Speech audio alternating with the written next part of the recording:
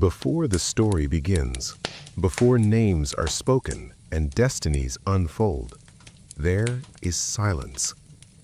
Not the emptiness of nothingness, but the deep, living silence of a sleeping world. Imagine a land long before electricity, before engines, before the endless noise of modern life. A land where night was truly dark, and the stars were not drowned by artificial light. A land where people measured time by the rising of the sun and by the slow, faithful return of the moon. This was Judea, a small province on the eastern edge of the Roman Empire, a place that might have seemed insignificant to the great powers of the world, yet it would quietly become the setting for one of the most influential stories ever told. In this land, hills rolled gently into valleys. Olive trees twisted their ancient trunks toward the sky. Dusty paths wound between small villages made of stone and clay. Shepherds guided their flocks across dry fields. Women carried water in clay jars, balanced carefully on their shoulders. Children laughed softly in narrow streets, their voices echoing between low stone walls. Life here was simple, hard, but simple. Most families lived from the work of their hands. They grew what they ate. They wove their own cloth. They repaired their own homes. There were no luxuries, no grand palaces for ordinary people, but there was rhythm, routine, a quiet kind of stability. People woke with the sun. They worked until the heat became too heavy. They rested in the afternoon. They gathered again in the evening, sharing bread, olives, lentils, and stories passed down from generation to generation. These stories were not entertainment alone. They were identity. They spoke of Abraham, who left his homeland guided only by faith, of Moses, who led his people out of slavery, of David, the shepherd king who sang to God beneath the stars, of prophets who warned, who guided, who comforted. They believed that God was not distant, but near, not always visible, but always present, listening, watching, guiding history in ways that could not yet be seen. Yet, despite this deep faith, life under Roman rule was not easy. Soldiers patrolled the roads. Taxes were heavy. Foreign authority governed daily life. Many families struggled quietly, hoping for relief, praying for change. In synagogues and homes, people whispered ancient promises to one another. One day, they believed, a deliverer would come, a figure spoken of by the prophets, a light in dark times, a comfort to the weary. But no one knew when, no one knew how, and certainly no one expected such a story to begin not in palaces or temples, but in the life of a young woman in a small, overlooked village. The village was called Nazareth. Nazareth was not famous. It was not powerful. It did not appear in grand Roman records. It was a quiet settlement tucked into the hills of Galilee, far from the political centers of influence. Homes were built from stone, their roofs made of wood and packed earth. Narrow paths connected families who knew each other by name, by history, by reputation. Privacy was rare. Community was everything. Here, everyone knew who was born, who married, who struggled, who prospered, who prayed faithfully, and who did not. Life unfolded slowly here. Days passed slowly. Seasons changed. Children grew. Elders aged. The world continued as it always had. No signs, no miracles, no grand announcements. Just quiet life in a quiet village. And perhaps that's the most important part of the beginning, because it reminds us of something deeply human. History's greatest turning points do not always begin in noise. They begin in silence. They begin in homes. They begin in unseen places among people who believe they are ordinary. They begin when no one is watching. The wind moved gently through the olive trees. Lamps flickered in stone homes as night approached. Families gathered together after long days of work. The same prayers were spoken, the same hopes quietly held. Nothing felt different. Nothing felt extraordinary. And yet, within this stillness, the foundation of something greater was already forming. Not through spectacle, not through force, but through the quiet unfolding of life itself. Because this is how history often works, not in sudden explosions, but in slow preparation. This was a world waiting without knowing it was waiting. A land longing for peace without knowing how it would arrive. A people yearning for hope without knowing where it would be found. A small village continuing its routine, unaware that it stood on the edge of a story that would one day touch the entire world. The night skies above Nazareth looked no different than they had for centuries.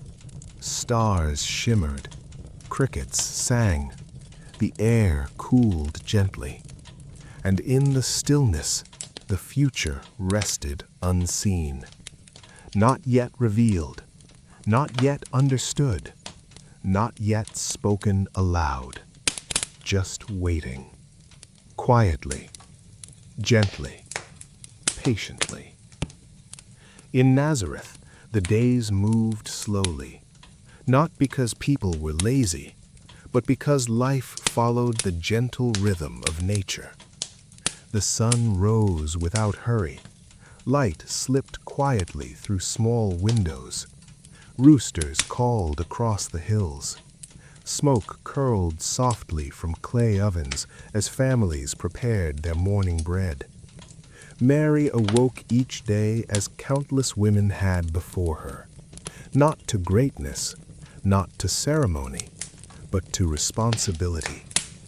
Her world was built from simple things: stone walls, wooden beams, clay jars, woven cloth, the steady scent of olive oil and baked bread. She lived in a small home like others in the village. The floor was earth. The furniture was simple. Storage jars lined the corners of the room. A low table stood near the center where meals were shared. There was no luxury here, no excess. Yet there was warmth, familiarity, a sense of belonging that came from shared routine. Mary's life, like the lives of most young women of her time, was shaped by expectation. She was expected to help with household tasks, to draw water from the well, to prepare food, to spin wool into thread, to care for younger children, to listen to elders, to honor tradition. These duties were not seen as burdens. They were simply part of life, part of identity. In the mornings, Mary often walked with other women to the village well. It was a place not only of water, but of community. Clay jars rested on hips. Voices stayed soft. Stories were exchanged gently. News passed quietly from one family to another. Someone's child had fallen ill. Someone's harvest had been smaller than hoped. Someone's engagement had been announced. Someone's aging father needed care. Life unfolded here, not in dramatic events, but in small moments of connection. Mary would have listened more than she spoke. That was expected of young women, to observe, to learn, to grow slowly into wisdom. As the sun climbed higher up, she returned home with water balanced carefully. She learned this skill from childhood. It required balance, patience, and calm. Many of the skills Mary practiced each day were learned not from formal instruction, but from watching. Watching older women knead dough. Watching how fire was managed to cook food evenly. Watching how cloth was cleaned and repaired. Watching how infants were comforted when they cried. These were not trivial tasks. They were the foundation of survival. In a world without machines, without convenience, every small act required effort. Every meal required labor. Every garment required time. And Mary did these things without attention, without praise, without any sense that history would one day speak her name. Her world was built around faith. Prayer was not a performance. It was woven into daily life. Blessings were spoken over food. Psalms were remembered. Sacred stories were repeated. The words of Scripture were held close to the heart. Mary would have known these stories deeply. She knew of Sarah, who waited many years for a child, of Hannah, who prayed quietly for hope, of Ruth, who showed loyalty beyond expectation, of Esther, who acted with courage when it mattered most. These were not just stories, they were models, examples of strength shaped through faith and patience. And though Mary lived simply, she was not ignorant of the world beyond Nazareth. News traveled slowly, but it traveled. Merchants passed through nearby towns. Travelers spoke of unrest in Jerusalem, of Roman authority, of political tension, of religious debates among teachers. People spoke carefully when soldiers were near. They lowered their voices when discussing power and rule. The weight of empire was always present, even in small villages. But Mary's life remained focused on the immediate, on what could be controlled, on what needed to be done today. She helped prepare food. She helped care for family. She helped maintain the rhythm of home. Evenings brought calm. The heat of the day faded. The sky softened into shades of amber and deep blue. Lamps were lit. Families gathered close. Meals were simple. Bread dipped in olive oil, lentils, dried fruit, occasionally fish when it could be afforded. Conversation was quiet, respectful, unhurried. Elders told stories. Children listened. The same stories repeated again and again, yet never losing meaning. Because these stories connected them to something larger, to identity, to continuity, to hope. Mary's faith was shaped here, not through grand sermons, but through repetition, through community, through the calm consistency of belief. She was likely engaged during this time, as was customary for young women. Engagement in that culture was serious. It was not merely a promise. It was a formal commitment recognized by families and community. Marriage was not romanticized as it often is today. It was understood as partnership, stability, responsibility. A woman's future was tied to her role within family and society. Her value was measured by faithfulness, diligence, kindness, and obedience. Mary would have known these expectations well. She would have been taught to prepare for a life that looked like the lives of women before her. Marriage, children, household, community. A simple path, a predictable path. And at this point in the story, nothing suggested that her life would be different. No visions, no public attention, no sense of destiny. Just routine. Just quiet obedience to life's demands. But within this simplicity, something deeper was forming. Character, patience, humility, strength that did not announce itself, faith that did not seek attention. These qualities do not grow in moments of fame. They grow in unseen spaces, in repetition, in ordinary days, in quiet endurance. Mary's story did not begin with a miracle. It began with consistency, with waking each morning and doing what needed to be done, with showing kindness where kindness was required, with listening when listening was easier than speaking, with trusting in God without demanding explanation. Many people today imagine the past as dramatic and mystical, but most of life then, as now, was ordinary. People worried about food. They worried about health. They worried about the future of their children. They worried about the stability of their lives. Mary was no exception. She lived in a world where illness could take loved ones quickly, where childbirth carried risk, where famine could arrive without warning, where political decisions made far away could affect local survival. Faith was not abstract comfort. It was a necessity, a way to endure uncertainty. Mary's trust was likely quiet, not dramatic, not performative, but steady. The kind of faith that does not demand signs, the kind that continues even when life feels repetitive, the kind that grows in silence. And this matters deeply to the story, because the power of her life does not come from extraordinary status. It comes from her humanity, from her ordinariness, from the fact that she did not live as someone expecting greatness.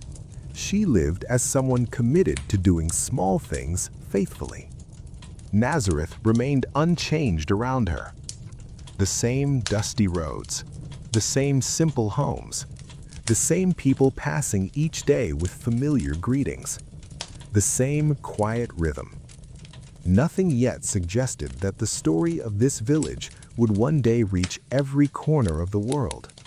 Nothing yet suggested that this young woman, drawing water, kneading dough, listening to elders, would become one of the most remembered figures in human history. Nothing yet suggested that the simplicity of her life was not small, but foundational, because true significance is rarely visible at the beginning. It grows unseen. It develops quietly. It forms slowly within ordinary lives. Mary's life at this stage was not about prophecy. It was about presence. Not about destiny, but about daily faithfulness. And in this gentle, ordinary routine, the conditions were forming for something that would eventually reshape the spiritual imagination of millions of people. But for now, she did not know this. For now, she lived as countless others lived, with humility, with duty, with quiet hope. The wind still moved softly through olive trees. The well still filled each morning with women's voices. The lamps still flickered each night. The prayers still rose gently from simple homes. Life continued. Calm, ordinary, unaware that change was closer than anyone imagined. The evening had settled gently over Nazareth. The air was cooler now, the kind of cool that follows a warm day. A soft breeze moved between stone houses. Lamps began to glow behind small windows. Families gathered close, sharing the quiet comfort of routine. Nothing about this night felt different. Not yet. Mary sat within the familiarity of her home. The same walls, the same humble space, the same silence she had known all her life. Her thoughts were ordinary. Tomorrow's tasks, the needs of family, the rhythm of days that never seemed to change. There was no expectation, no anticipation of wonder, no sense that history was approaching. And that's what makes this moment so powerful. Because great moments rarely arrive with warning. They enter quietly. They interrupt gently. They unfold not in spectacle, but in stillness. According to the gospel accounts, it was here, in this ordinary space, that something extraordinary occurred. A presence. Not loud, not frightening in appearance as artists sometimes imagine, but clear, intentional, peaceful. The ancient texts describe Mary's reaction not as dramatic fear, but in confusion. She was troubled, uncertain, wondering what such an experience could mean. This detail matters because it reflects something deeply human. She does not respond with confidence. She does not assume importance. She does not declare understanding. She hesitates. She wonders. She feels uncertainty. And that makes the moment feel real. The message, as preserved in the Gospel of Luke, is simple but profound. She is told that she is favored by God, that she will bear a son, that this child will grow into someone who will change the world. But notice something. The message does not come with political power. It does not promise wealth. It does not promise comfort. It speaks of purpose, of service, of responsibility. And Mary's response is not blind acceptance. She asks a question. How could this be? This detail is often overlooked, but it matters deeply because it shows that faith does not erase thought.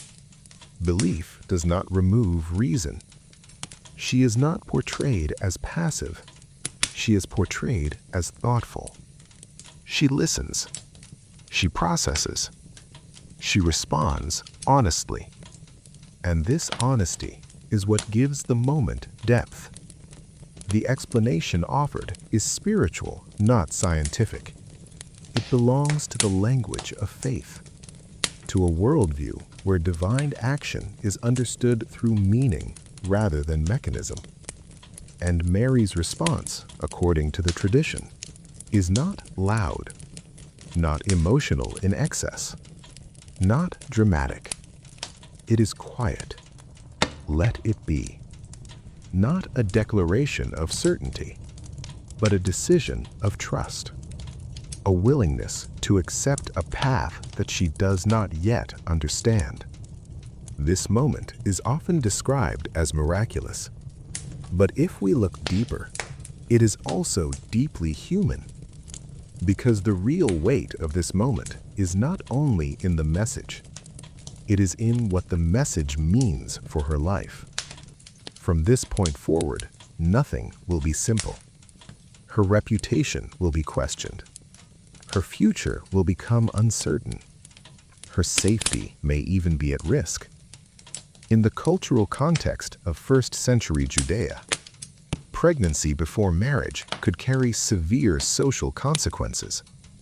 Not just gossip, but exclusion, shame, loss of protection.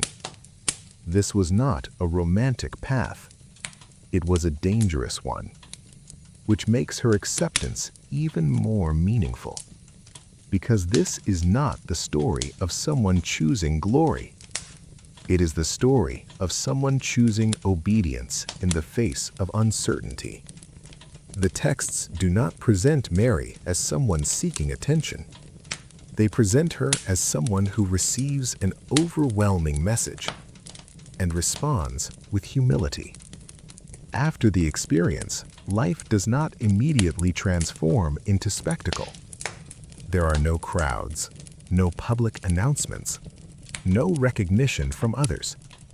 She is still in Nazareth, still in her small home, still within the same community that knows her only as a simple young woman. The silence returns, but it is no longer the same silence, because now she carries something within her that she does not yet understand. Not just a future child, but a calling, a weight of meaning, a responsibility that will unfold over years, not days. This moment does not bring clarity, it brings mystery. It does not answer every question, it introduces deeper ones. And this too feels authentic, because real life is rarely revealed all at once. Purpose unfolds slowly. Meaning develops over time. Mary is not given a detailed plan. She is given a direction. Trust. Walk forward. Remain faithful. After this moment, the narrative tells us that Mary visits a relative, Elizabeth. This detail adds emotional depth. Elizabeth is older, unexpectedly pregnant herself. Someone who would understand the complexity of unusual circumstances. When they meet, their shared experience becomes a moment of affirmation, not from the world, not from authority, but from relationship. Two women, two lives, two stories intersecting in quiet support. There are no crowds here either. Just connection, recognition, comfort. And again, the power of the story lies in its gentleness, not in spectacle, not in grand miracles, but in human moments of reassurance, in shared understanding, in mutual encouragement. The ancient song attributed to Mary, sometimes called the Magnificat, reflects not pride, but reflection. It speaks of justice, of humility, of the reversal of power, of care for the lowly. If we treat this not as poetry alone, but as insight into her inner world, it reveals something important. She is not focused on her own elevation. She is focused on meaning, on the idea that God's concern includes the overlooked, the poor, the humble, which aligns very closely with the life she has known. This is not a woman suddenly imagining herself important. This is a woman whose understanding of life has already been shaped by simplicity, hardship, and faith.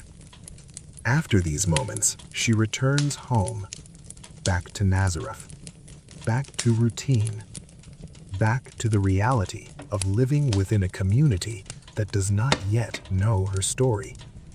And this is where the true challenge begins. Because spiritual experiences, no matter how profound, do not erase social reality. She still lives among people. People who observe, people who judge, people who draw conclusions based on appearance. Her path now requires courage that is quiet, not heroic in the dramatic sense, but resilient. The courage to continue daily life while carrying an unseen weight. The courage to trust when understanding is incomplete. The courage to accept that some will misunderstand. There is no triumphant music here, no visible reward, just endurance. And this is why her story has endured across centuries. Not because it is loud, but because it is gentle. Not because it is about power, but because it is about surrender to purpose. Not because it eliminates suffering, but because it accepts suffering with grace. The room in Nazareth returns to quiet. The lamp flickers softly. The walls remain unchanged. The village sleeps. But something has shifted. Not in architecture, not in politics, not in public awareness, but in the invisible unfolding of a story that will one day shape the world. Mary lies down to rest. Her life looks the same to anyone outside, but within, everything is different. Not because she now understands everything, but because she has chosen to walk forward into the unknown. And the unknown in human life is often where the deepest stories begin. After the angel's visit, Mary's life was quiet, but nothing would remain ordinary. The day passed with the same rhythms as any other. Sunlight spilled over the hills, warming the stone paths of Nazareth. The air carried the scent of olive groves, fresh bread, and the faint tang of distant fields. People moved slowly, speaking softly, tending to animals, fetching water, arranging small meals. Her hands moved automatically, but her mind lingered elsewhere, in reflection, in wonder, in gentle unease. It was during this time that Joseph entered her life with an urgency both ordinary and extraordinary.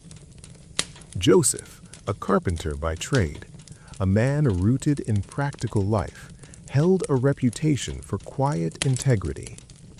He was not wealthy, not famous, but his hands were skilled, his heart steady, and his faith unwavering. Mary and Joseph were betrothed, a binding agreement recognized by family and community. In first-century Judea, betrothal was a serious commitment. It was more than engagement as we think of it today. It was almost marriage in expectation and social standing. To break it required legal processes, and it was deeply significant in the eyes of neighbors, family, and God. And yet, before the union could be completed, Joseph learned of Mary's condition. The texts describe him as just and righteous. He faced a dilemma both deeply human and profoundly moral. He did not want to shame Mary. He did not want to bring harm to her reputation. Yet, as the world saw it, something unusual had occurred. A pregnancy before the consummation of marriage could bring scandal, gossip, or worse. In this quiet, Joseph made a decision of compassion. He resolved to quietly end the betrothal, without public accusation or humiliation. No confrontation, no harsh words, a private plan to protect her dignity. But that night, as sleep would come, a dream arrived. A vision, a messenger from God spoke softly to him while he rested. The dream told him to not fear. It revealed that Mary's child was conceived through the Holy Spirit. It explained that the child she carried was destined for a divine purpose, the Messiah. The weight of this revelation was immense. Imagine a man, humble and practical, being asked to trust in a story beyond human comprehension, to take responsibility not merely for a child, but for a divine plan that stretched across generations. This is not fiction. It is human courage at its most quiet and profound. Joseph awoke with clarity he did not yet fully understand. He accepted Mary. He embraced her with gentleness and care. He prepared not just for daily life, but for a life filled with extraordinary responsibility. The days that followed were filled with preparation. They walked together, speaking softly, often in silence. Each step of daily life, fetching water, tending animals, arranging small meals, was now imbued with significance. Every glance, every touch, every conversation carried the weight of what was to come. Mary and Joseph's relationship, though brief in the narrative, was layered with patience, trust, and respect. Joseph, though aware of the divine nature of Mary's child, did not act with arrogance. He acted with humility, with care, with the understanding that love is not always loud, but sometimes shallow, steady, and patient. When Mary visited Elizabeth, Joseph did not accompany her. He allowed her the space to process the angel's message, to confirm her feelings, and to experience the miracle within her. This act of respect and trust deepened their bond. It was not a bond formed by dramatic gestures, but by silent support and moral integrity. We can imagine the small moments: a touch of the hand, a shared look across a courtyard, a simple meal eaten in quiet conversation. In these ordinary moments, extraordinary trust and faith were being forged, the foundation for a family that would face challenges far beyond the ordinary. Then came the journey. According to Roman law, a decree required Joseph to travel to Bethlehem. Though the text is brief, consider the journey itself. Rough roads, long hours, the unpredictability of travel in that era. Mary, heavily pregnant, traveling on a donkey. Joseph, steady and protective, walking alongside. The journey was not glamorous. It was filled with discomfort, fatigue, and uncertainty. And yet, it was also filled with purpose, faith, and quiet determination. When they arrived in Bethlehem, the town was crowded with others following the same decree. Accommodations were scarce. They found no rooms in the inns. It is in this moment, in the hardship and uncertainty, that the human side of the story shines. Joseph prepared the place he could: a humble stable, animals nearby, straw on the ground, a quiet space for the birth of a child who would carry the hopes of generations. Mary rested. She drew deep breaths. Her hand rested on her growing belly.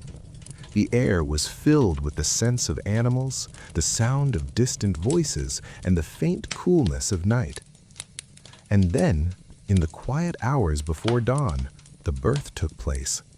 No fanfare, no witnesses beyond those present in the stable. No celebrations yet. Just life entering the world, fragile, beautiful, and full of promise. Joseph's role in this moment was essential, though subtle. He held her hand. He guided her through labor. He offered calm words. He carried the weight of the moment not with heroics, but with steadfast presence. The texts tell us that Jesus was placed in a manger, a feeding trough for animals, a humble cradle for a child destined for greatness. It is a detail often overlooked, but profoundly symbolic. The divine entering the world in humility, simplicity, and accessibility. Mary observed, Joseph watched, and the child rested quietly. Outside, the night continued. Stars shone above, undimmed by human activity. A calmness filled the stable, the kind that only accompanies the arrival of something profoundly good. This scene is not just about birth. It is about trust, faith, responsibility, the courage to embrace the unknown. For Mary, it was the fulfillment of a calling she did not choose, yet accepted.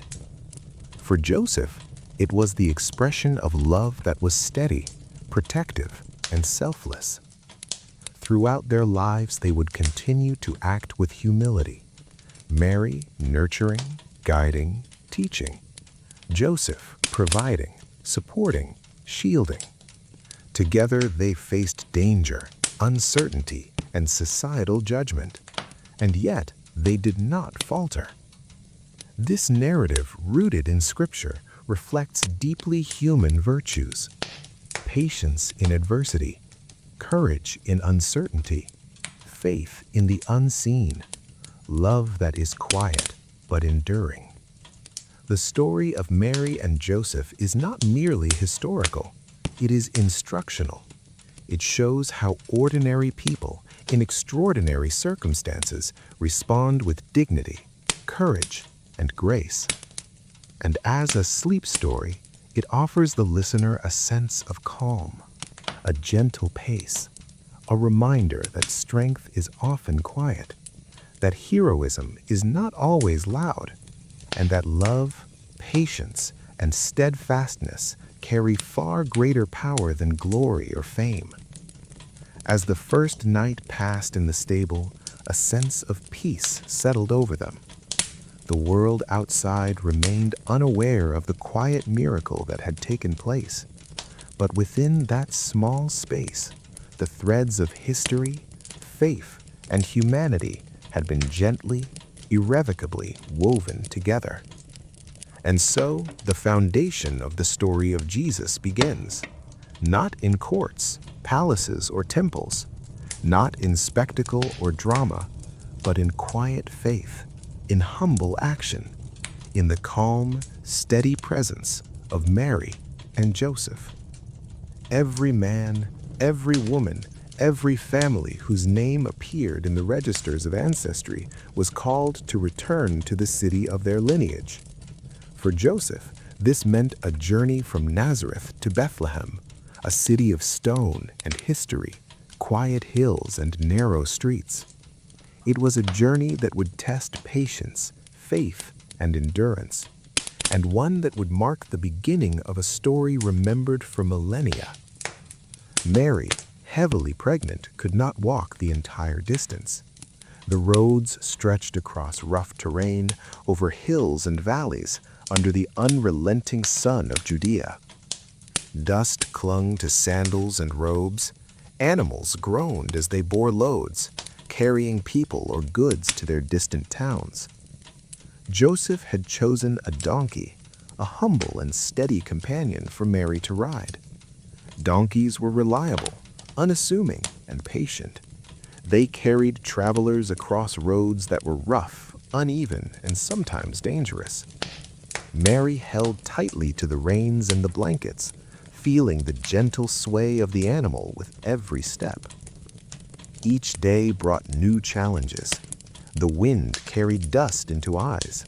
Streams required careful crossing. Hills demanded slow, steady climbing. The journey was not merely physical, it was a test of endurance and trust. Along the way, Mary and Joseph encountered the rhythms of life in Judea. Farmers harvested olives from gnarled trees. Children chased each other along narrow lanes, their laughter carrying in the wind. Merchants sold fresh bread, figs, and dates at roadside stalls. Goats and sheep grazed in fields, and the distant call of shepherds echoed across valleys. Joseph guided the donkey carefully, often walking ahead to check the path. He carried provisions, dried bread, water in clay jars, a few fresh fruits, and blankets for the night. He was attentive, alert, patient, always aware of Mary's comfort and safety. He understood that the child she carried was not merely human, but chosen for a purpose beyond comprehension. Mary, in her quiet moments, reflected on the journey ahead. She thought of the angel's message, of the promises made in dreams, of the weight of her calling. Her heart was both heavy and light, heavy with the physical strain of the journey, light with the hope and wonder of what was to come. At night, they rested by small streams or in the shade of olive trees. The stars above were constant companions, the same stars that had guided travelers for centuries. The moon rose slowly, casting silver light over hills and valleys. The gentle rustle of leaves and the distant bleating of sheep offered comfort. There were moments of uncertainty. Roads became narrow and treacherous, rivers swelled with recent rains, wild animals roamed, and strangers passed with wary eyes. But Joseph's presence brought calm. He whispered words of reassurance to Mary, encouraged the donkey with soft tones, and carried the load with steady hands. The people they met were kind in many places. A woman offered water from her jug. A shepherd shared bread from his pack. Yet there were towns where inns were full and travelers were turned away. In these moments, Joseph's patience and planning were tested. He looked for quiet corners, safe sheltered spaces for Mary to rest. The journey also offered time for contemplation and prayer. Mary prayed softly, reflecting on her calling, on the child within, and on the world that awaited him. Joseph prayed for protection, guidance, and courage. They prayed together, often in silence, their words carried in the gentle rhythm of their steps and the quiet night air. Days turned into nights, and nights into days. The scenery changed. Low hills gave way to rocky terrain, olive groves to small villages, the quiet of fields to the hum of towns preparing for the census. People moved about, counting, recording, and reporting to Roman authorities. Every city, every home seemed to hold someone on the move, someone seeking shelter, someone worried about the long journey. As Joseph and Mary neared Bethlehem, the crowds increased. Travelers from Galilee and beyond converged in the small town, filling the streets, lanes, and hillsides.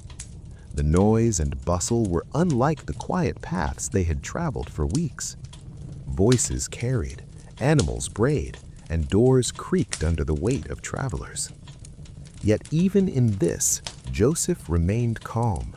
He led Mary through the crowd, avoiding conflicts, finding paths that allowed them to move slowly but steadily. Every inn was full, every home crowded. Yet Joseph did not despair. He remembered the promise of guidance, the call to humility, and the quiet strength that carried them this far. Finally, after days of travel, they came to a stable outside the city. Not a palace, not a grand house, but a humble space filled with straw, animals, and shelter from the cold night air. Joseph prepared the area with care. Clean straw for bedding, water for the animals, a small space for Mary to rest. The stable, though humble, became the sanctuary where the child would be born. In the stillness of that night, Mary rested. Her hand on her belly, her eyes reflecting moonlight, she felt the life within her. The quiet of the stable, the gentle breathing of animals, and the soft rustle of straw created a calm that was both comforting and profound. The journey had been long, difficult, and uncertain, yet every step had led to this moment. Joseph remained close, protective, watchful, silent in his steadfast love. He understood the significance of what was to happen, yet he acted not with grandeur, but with care. He was a guardian, a witness, a partner in the unfolding story of hope and faith. The story of their journey reminds us of the realities of first-century Judea. The roads were difficult, the terrain rough, the people wary, and the world uncertain. Yet ordinary individuals like Joseph and Mary carried extraordinary responsibility with patience, faith, and courage. The journey to Bethlehem was more than a physical trip. It was a journey of faith, humility, perseverance, and trust. It was preparation for the birth of a child that would change the course of history, though those who witnessed it did not yet understand the magnitude. Mary and Joseph's steps echo through time, a testament to quiet strength and devotion. Each mile, each night spent on the road, each hardship endured, shaped the circumstances for the birth of a child who would grow to inspire countless generations. And so, the journey concluded not in grandeur, but in simplicity, humility, and preparation. A humble stable would become the cradle of hope, the birthplace of the figure known to the world as Jesus. And in that simplicity, the story finds its calm, its wonder, and its enduring authenticity. The journey to Bethlehem had finally brought Mary and Joseph to the quiet outskirts of the small town.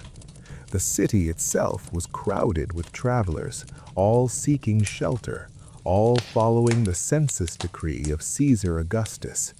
Inns were full, doors barred against the tide of visitors, and rooms were scarce. But amidst the bustle and noise, Joseph and Mary found a humble space, a stable, simple and unadorned, where animals sheltered from the night air. It was here, in this place of quiet simplicity, that the birth of the child would occur, a moment that would echo through history, though at that hour no one truly understood its significance. Mary, wearied from her long journey, rested against the wooden wall of the stable, her hands resting over the life she carried. The air was cool and calm, carrying the faint scent of hay and animals, the soft warmth of a lamp flickering in the corner, and the distant sounds of the town settling for the night. Joseph moved with careful attentiveness. He brought water in a clay jar and gently prepared bedding of straw. He was calm and steady, aware that his role in this moment was not merely practical, but sacred. He understood the responsibility, the fragility of this birth, and the extraordinary nature of the child Mary carried.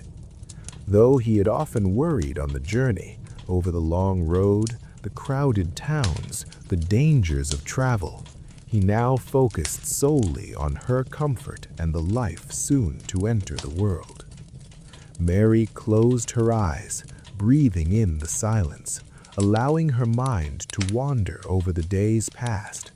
She thought of Nazareth, of the quiet life there, of her family, and of the angel who had visited her with a message she still barely understood. Gabriel had come with words that promised joy and fear, blessing and responsibility. Now, in the stillness of the stable, the weight of those words rested gently upon her, mingling with the physical strain of her body and the anticipation that pulsed within. The night deepened.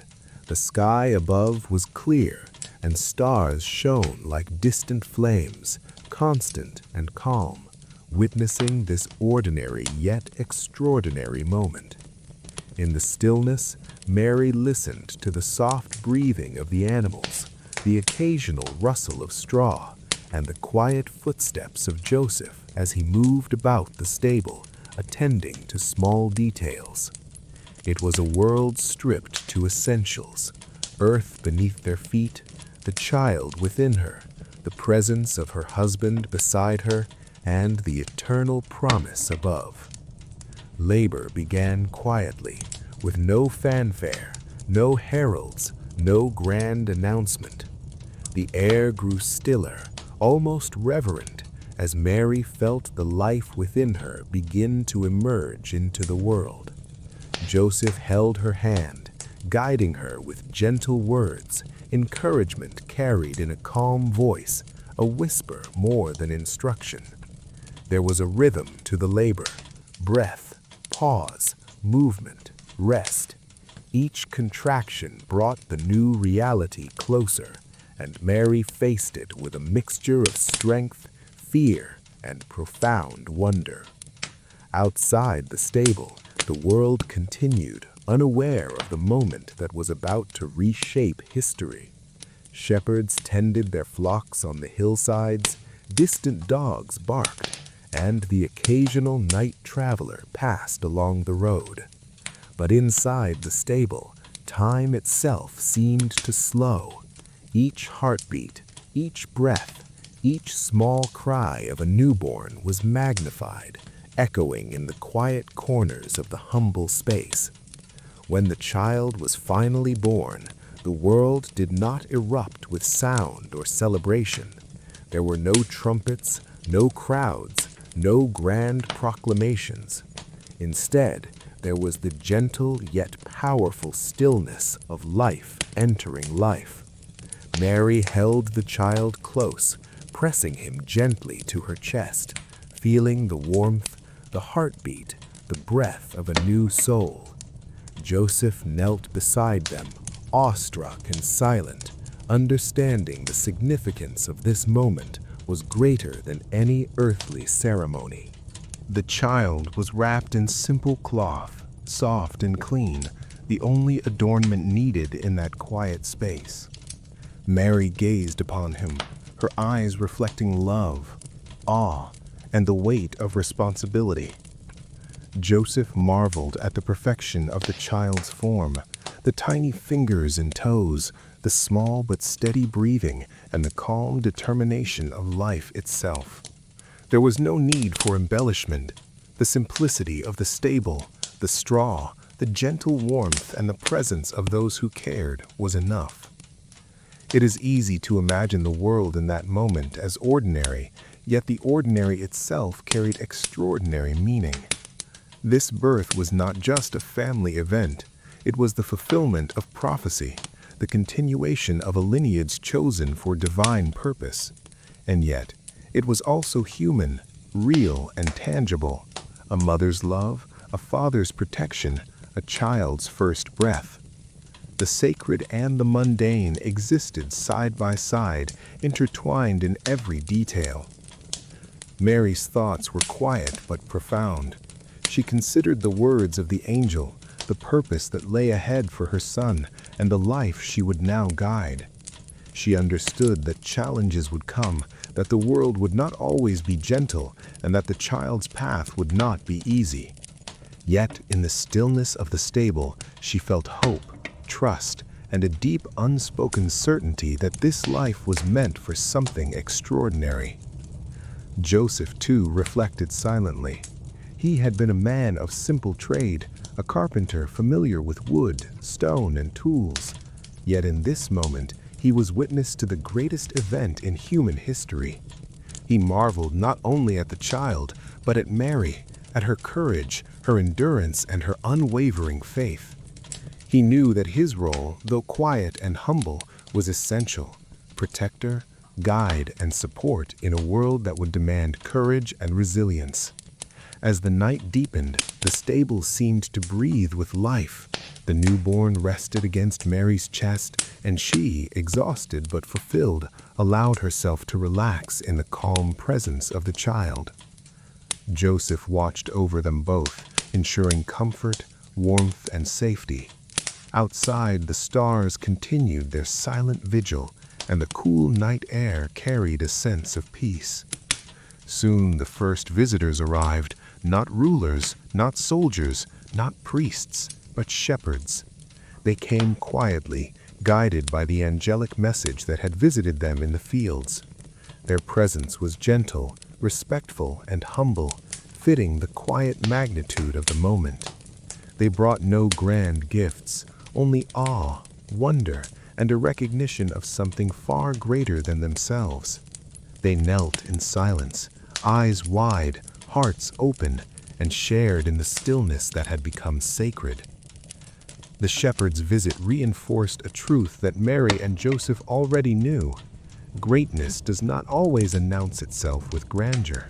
Sometimes it begins in quiet places, with ordinary people, in simple spaces, and in moments of deep stillness and care. The child's arrival, though destined to change the world, began with humility, love, and patience. Mary and Joseph remained in the stable for some time after the birth, caring for the child, reflecting on the journey, and finding solace in the quiet companionship of one another. The hours passed slowly, gently, filled with the sounds of breathing, the occasional shuffle of animals, and the soft whispers of prayers. Time itself seemed suspended, holding the moment intact. This night, this stable, and this birth offer a lesson not in spectacle or grandeur, but in presence, care, and calm. The world outside would soon demand attention, action, and courage from the child and those who guided him. But here in stillness, the foundation of love, protection, and faith was laid, creating a sanctuary that would carry them through the trials to come. And so, in the quiet of Bethlehem, the world changed without fanfare. A humble stable, a mother, a father, and a child. This was the beginning of a story that would ripple across time, centuries later inspiring faith, hope, and reflection. The stillness of that night was a calm before the storms of life, a sacred pause, and the first gentle step in a journey of love, resilience, and destiny. Mary whispered softly, Joseph held her hand, and the child rested peacefully. Outside, the night remained calm, the stars steady, and the world paused in respect for the miracle that had quietly unfolded in the simplicity of a stable. The birth of her child brought Mary joy, but also an undercurrent of quiet, persistent worry. Even in the calm of Bethlehem's stable, her mind wandered to the uncertainties of the world outside. The newborn's small hands, soft and warm, seemed so fragile, so vulnerable in a world that often showed little mercy. She held him close and felt the weight of responsibility pressing upon her, mingled with awe and love. Mary's earliest fears were simple, human, and deeply maternal. She worried for his safety, for the fragile life in her arms, and for the unknown path that awaited him. Though angels had spoken and prophets had foretold, the world itself remained unpredictable. Soldiers could appear without warning, rulers could act unjustly, and strangers could pose danger. The child she cradled would be destined for extraordinary purpose, but she knew that the extraordinary often came with peril. Joseph, sensing her thoughts, whispered words of reassurance. He spoke calmly of protection, of steady care, and of the quiet strength they would rely on. Yet even with Joseph's steady presence, Mary could not silence the fluttering fears that danced in her mind. She thought of the stories told by her people, of children born under danger, of families broken by rulers, of infants lost before they could walk or speak. She knew that the world could be harsh and that divine plans often unfolded through human struggle. In the stable, surrounded by straw and the warmth of the animals, these fears became tangible. The calm of the night could not erase them. They were part of her new reality, inseparable from the love she felt. Mary also reflected on her own youth. She remembered the quiet village of Nazareth, the simple life of a girl learning her faith and her place in the world. She had grown up with knowledge of the covenant, of the prophecies, and of the sacredness of family. Yet this was different. This child was unlike any other. Even as she felt the normal maternal instincts, nurturing, protecting, and loving, she sensed a divine weight upon his life, a destiny that might draw the attention of powers beyond her control. The angel's message, spoken weeks before in Nazareth, returned to her mind often. Gabriel had come with words of hope, blessing, and promise. Yet hope carries with it the shadow of fear. Mary wondered how she could reconcile her human responsibility with the extraordinary calling of her child. How could a mother protect a child chosen for greatness in a world that might not understand him? How could she shield him from harm while allowing him to fulfill the purpose for which he was sent?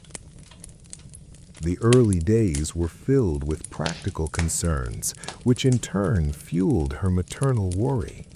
She watched over him constantly, attending to every small need.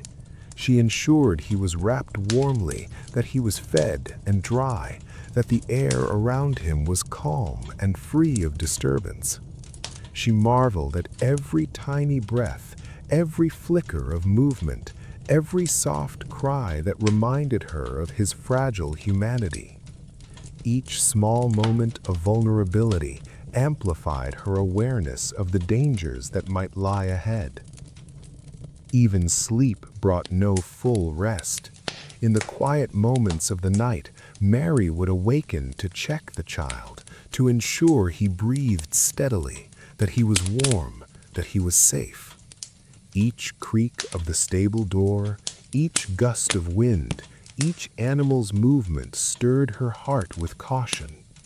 She realized that protection was not only physical, but emotional, spiritual, and moral. She needed to prepare herself as well as the child, to instill in him the calmness, strength, and faith he would need to navigate the challenges of his life. Mary's fears extended beyond immediate physical threats. She contemplated the judgment and scrutiny of others. Would the villagers understand the circumstances of his birth? Would they accept the child with love, or would suspicion and gossip reach their ears? Even Joseph had faced whispers and doubts from those around him. Mary knew that the child would be observed, judged, and perhaps even targeted simply for the uniqueness of his life. She longed for safety not just in the walls of the stable, but in the acceptance of the world outside. The presence of Joseph helped ease some of these anxieties.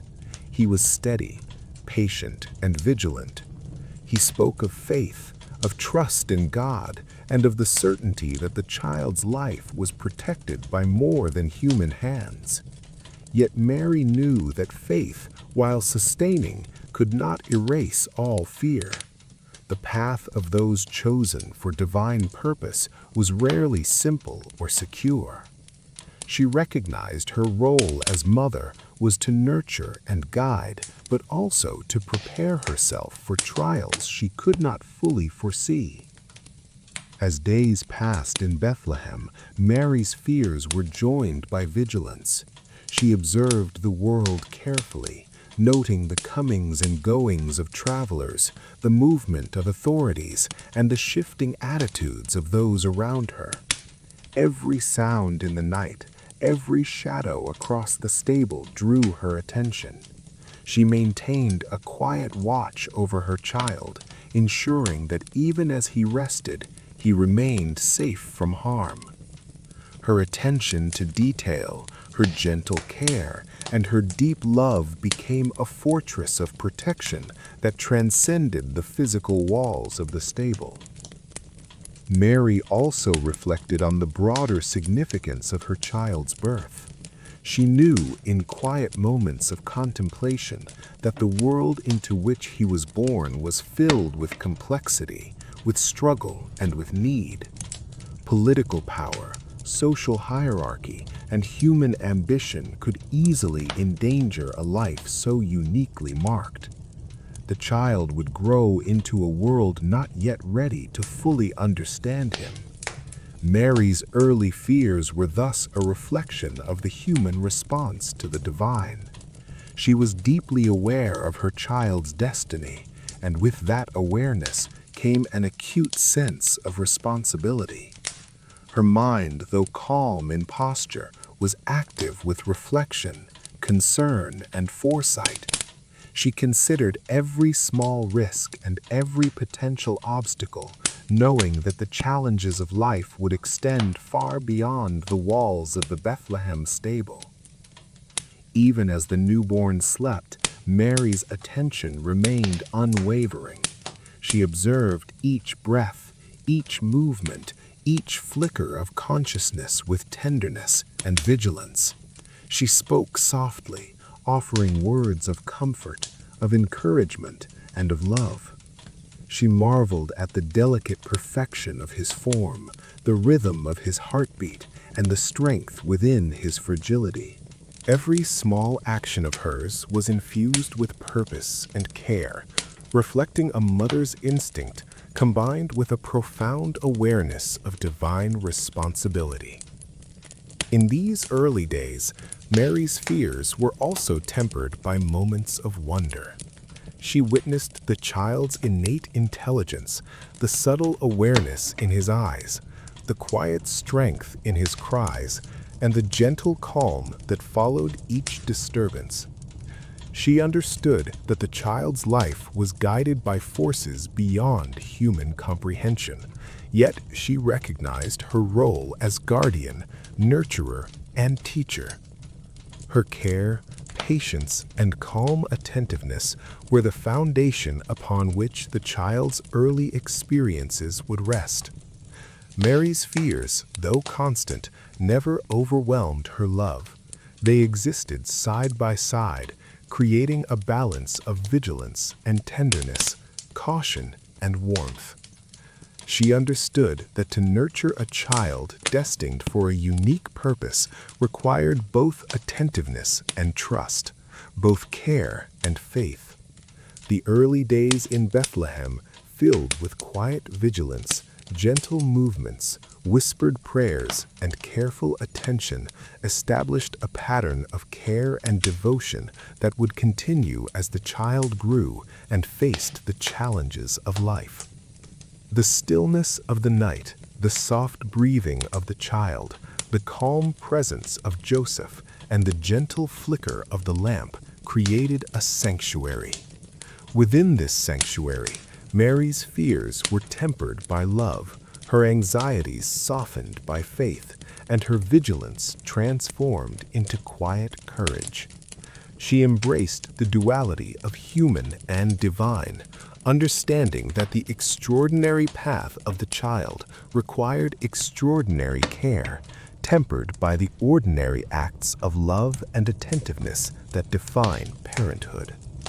As the days passed, Mary became increasingly aware of the wider world outside the stable. She knew that the political and social forces of the time could pose dangers, and she prepared herself and Joseph to protect the child from both immediate and distant threats. Her early fears were never absent, but they became a quiet companion to her love, guiding her actions and her decisions with a steady hand. Through her vigilance, prayer, and attentiveness, Mary set the foundation for a life of faith, courage, and compassion. She prepared herself and the child for the unfolding journey, balancing fear with hope, caution with trust, and vigilance with love. In this, the mother's early fears became a source of strength, shaping not only the immediate moments of the child's infancy, but also the character and purpose that would define his life. Not long after the birth of her child, Mary's quiet moments of care were interrupted by whispers of danger. The birth had been miraculous, serene, yet outside the walls of Bethlehem, the world did not wait for miracles. Mary, still cradling the newborn, began to sense the shadows of fear that stretched far beyond Bethlehem. These shadows were not imagined, they were real, carried in the words of strangers and the movements of rulers. Joseph had sensed it first, in the marketplace, in the crowded streets, in conversations between travelers. He had caught hints of unease. Herod, the king of Judea, was not a ruler of calm hearts. He had ambition that consumed reason, a thirst for power that left little room for mercy. Joseph spoke to Mary with quiet urgency, his hands steady on her shoulders, yet his eyes reflecting the weight of concern. "We must be ready for what may come," he said. The angel had appeared to Joseph in a dream, a whisper from heaven that illuminated the threat. Mary listened as he recounted the vision. Herod sought the child, fearing the prophecy that a newborn king would rise among men. The words were clear, unyielding, and unchangeable. They had to leave, and they had to leave immediately. The holy calm of Bethlehem gave way to the necessity of vigilance, of movement, and of courage that only a mother and a father could summon. Mary gathered what little they could carry. Her mind worked quickly, balancing care for the infant with the practical needs of travel. A simple blanket, a few items of clothing, bread for sustenance, and water for the road. Every detail mattered. Every moment was measured against the risk. She wrapped the child carefully, ensuring he was warm, secure, and protected. Each movement was deliberate, calm, precise, a reflection of both love and necessity. The journey began under the cover of night. The stars, which had so often been a silent witness to her prayers, now guided their steps. Mary walked with careful footing, each step quiet on the rocky paths outside Bethlehem. Joseph led the way, his knowledge of the terrain guiding them towards safety, yet even he moved with caution. The wind whispered through the olive trees, carrying a sense of urgency. Mary's hand rested lightly on the child, feeling the steady rhythm of his breathing, each inhale and exhale a fragile reassurance amidst the looming threat. The road to Egypt was not long in distance, yet it was long in experience. They passed through villages, many asleep, others stirring in the early hours of the morning. Mary observed the world with careful attention, noting signs of both welcome and suspicion. She understood the necessity of remaining unseen, of blending into the quiet rhythm of life around them. Her maternal vigilance extended beyond the child. She watched for shadows, for movements, for the glint of steel that might herald danger. The journey was difficult, both physically and emotionally. The terrain was uneven, the nights cold, and the days sweltering. Mary held the child close during the cold winds that swept across the hills, whispering prayers against the chill.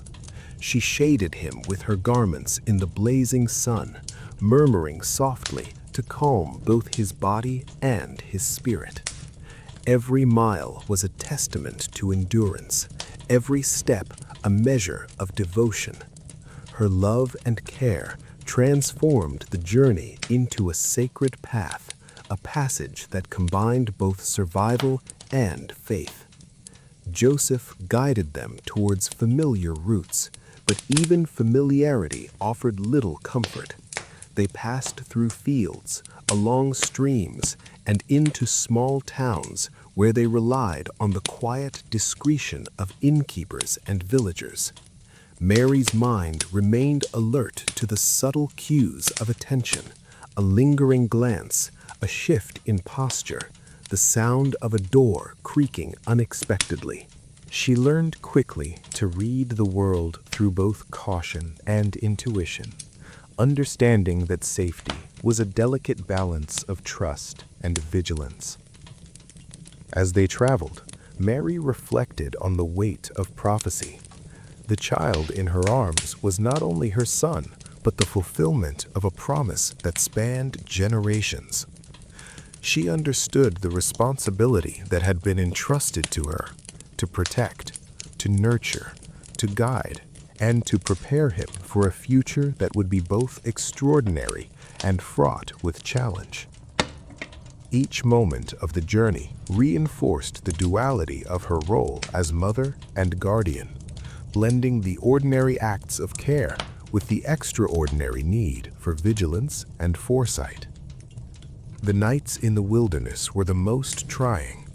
Mary and Joseph found shelter wherever they could, under olive trees, in caves, or in the sparse shade of rocky outcrops. The child's rest was fragile, easily disturbed by wind, noise, or even the faintest shadow. Mary's touch was constant, her soft voice a lullaby that blended both comfort and caution. She whispered prayers over him, asking for protection, for guidance, and for the strength to endure the journey. The stars above became silent witnesses to her devotion, shining like distant beacons of hope in the dark expanse. Mary also thought of Herod and the dangers that lay behind them. The king's desire to eliminate the child was not merely personal, it was driven by fear of prophecy, by the threat of power, and by the weight of ambition unchecked by morality. Mary's understanding of human nature, combined with her faith, allowed her to navigate the tension between caution and hope. She balanced fear with trust, vigilance with prayer, and protection with love, creating a rhythm that carried them steadily forward despite the constant uncertainty. The journey through the desert, across rivers, and into foreign lands required endurance beyond physical stamina. Mary relied on her faith to maintain calm, her love to sustain her courage, and her wisdom to guide decisions in real time. Every choice, when to rest, when to move, where to seek water, was informed by both careful observation and intuitive understanding of the terrain and people. Joseph's knowledge complemented hers, yet Mary's instincts as a mother often anticipated dangers before they appeared. The child's presence imbued the journey with sacred significance. Even as fatigue threatened their steps, Mary and Joseph moved with purpose, guided by the understanding that each mile was both an act of survival and an act of devotion. Mary's prayers were constant, her voice a soft hum that mingled with the wind, carrying both hope and plea. She spoke quietly of protection, of guidance, and of faith, not only for the child, but for herself and Joseph as they faced an uncertain world. Upon reaching Egypt, the landscape shifted from the rocky hills of Judea to fertile fields along the Nile. Mary observed the abundant life, the calm waters, and the villages thriving along the riverbanks. Even in this new land, her vigilance remained.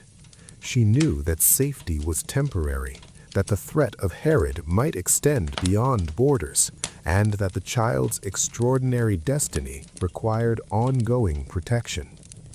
The Nile's waters, while life-giving, also reminded her of the fragility of existence, of the need for careful attention in a foreign land.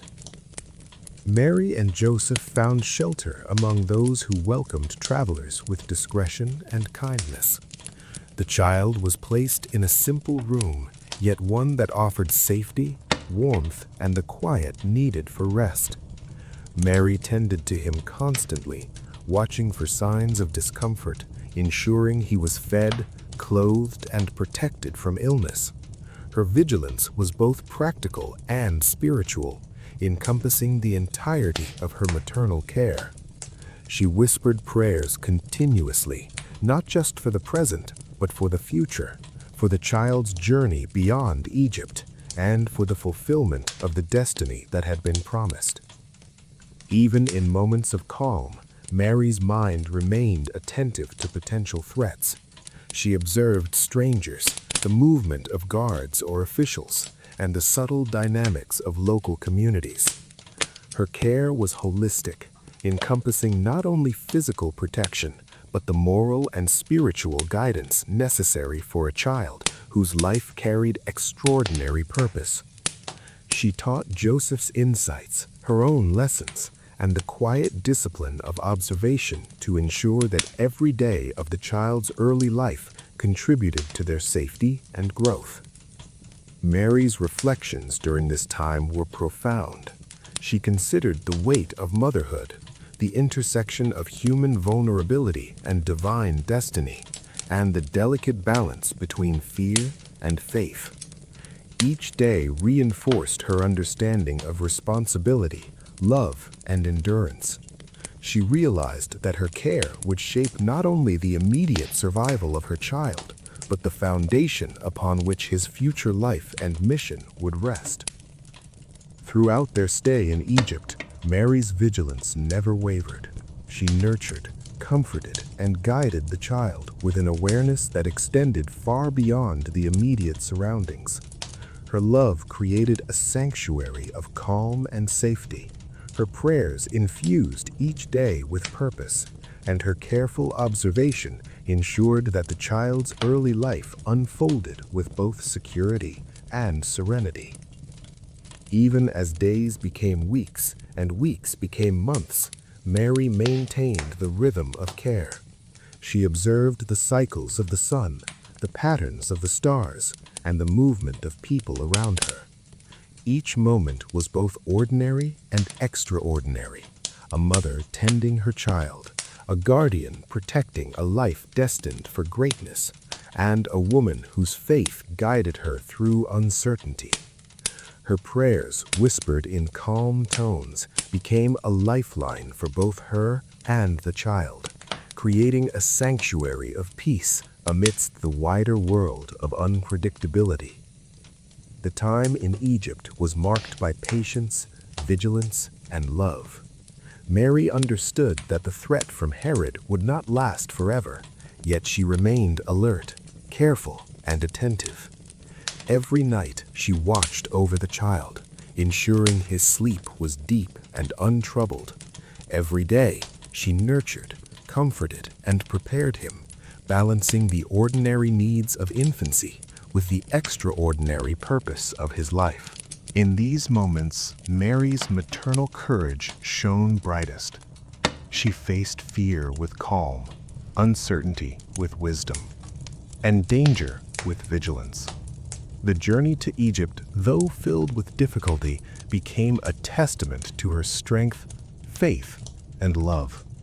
Each mile traveled, each sleepless night, each prayer whispered, created the foundation for the child's early life and the extraordinary path he would one day walk. Mary's early fears in Bethlehem had transformed into steady courage in Egypt. Her vigilance, care, and faith became the instruments through which she safeguarded the child. The journey, though perilous, demonstrated the quiet strength that defines motherhood, the calm endurance that carries both hope and protection, and the profound responsibility of raising a child marked by both humanity and divine purpose. After years of careful vigilance in Egypt, Mary and Joseph finally felt the pull of home. The world had shifted while they were away, yet the memories of Bethlehem, of quiet streets and familiar faces, lingered like a gentle song. Guided once more by a divine whisper in Joseph's dreams, they made their way northward, along dusty roads, past olive groves, small villages, and hills dotted with shepherds and their flocks. Nazareth awaited them, a humble village nestled among the hills of Galilee. It was here, in this unassuming town, that the child would grow, and Mary's work as a mother and guide would deepen into everyday acts of devotion and love. Nazareth was small, its houses low and simple, built from stone and sun-baked clay. The streets were narrow and winding, flanked by olive trees and small gardens that supplied the families with vegetables, herbs, and the occasional fruit. Life here moved slowly, measured by the cycles of the sun and the rhythm of the seasons. For Mary, this pace was both a relief and a challenge. The quiet provided space for teaching and guiding the child, yet the smallness of the village required constant attention to interactions, to neighbors, and to the subtle shifts in daily life that could affect their safety and well-being. Mary dedicated herself to creating a home for the child, one that was both nurturing and protective. Every corner of their modest dwelling was arranged with care. The child's sleeping area was lined with soft cloths and blankets, carefully washed and arranged to provide comfort and warmth. Simple toys, hand-carved wooden animals, woven cloth dolls, and small pebbles were placed thoughtfully to encourage exploration, imagination, and gentle learning. Mary's attention to these details was meticulous. She understood that a safe, ordered environment would help the child develop trust, calm, and a sense of stability, especially after the turbulence of the journey from Bethlehem and Egypt. Joseph worked alongside Mary, tending to the practical needs of their household. He repaired tools, gathered firewood, and cared for their small plot of land, growing vegetables and herbs that would sustain them through the seasons. From him, the child observed the rhythms of work, the dignity of labor, and the quiet satisfaction that comes from creating with their hands. Joseph's guidance was steady and patient, a counterbalance to the child's natural curiosity and energy. In his presence, the child learned the importance of responsibility, perseverance, and respect for the world around him. Mary's role extended far beyond physical care. She nurtured the child's spirit, teaching lessons of faith, compassion, and understanding. She spoke in gentle tones, recounting stories of their people, of ancestors, and of the divine promises that shaped their lives. Each story carried a purpose, a moral, a lesson embedded within the narrative. These teachings were not abstract, but grounded in the child's experience, helping a neighbor, caring for animals, understanding the needs of the family and the community. Mary instilled both moral awareness and the capacity for wonder, allowing the child to grow with a sense of purpose and curiosity about the world. Education in Nazareth was informal but rich with life's lessons. The child accompanied Joseph on errands, learning the value of honesty in trade and the importance of hard work in daily survival. Mary taught him to read and interpret signs of the seasons, to understand the language of birds and the flow of water, to see patterns in the stars above and the cycles of planting and harvest. These lessons were both practical and spiritual, weaving together the wisdom of the earth with an awareness of the divine.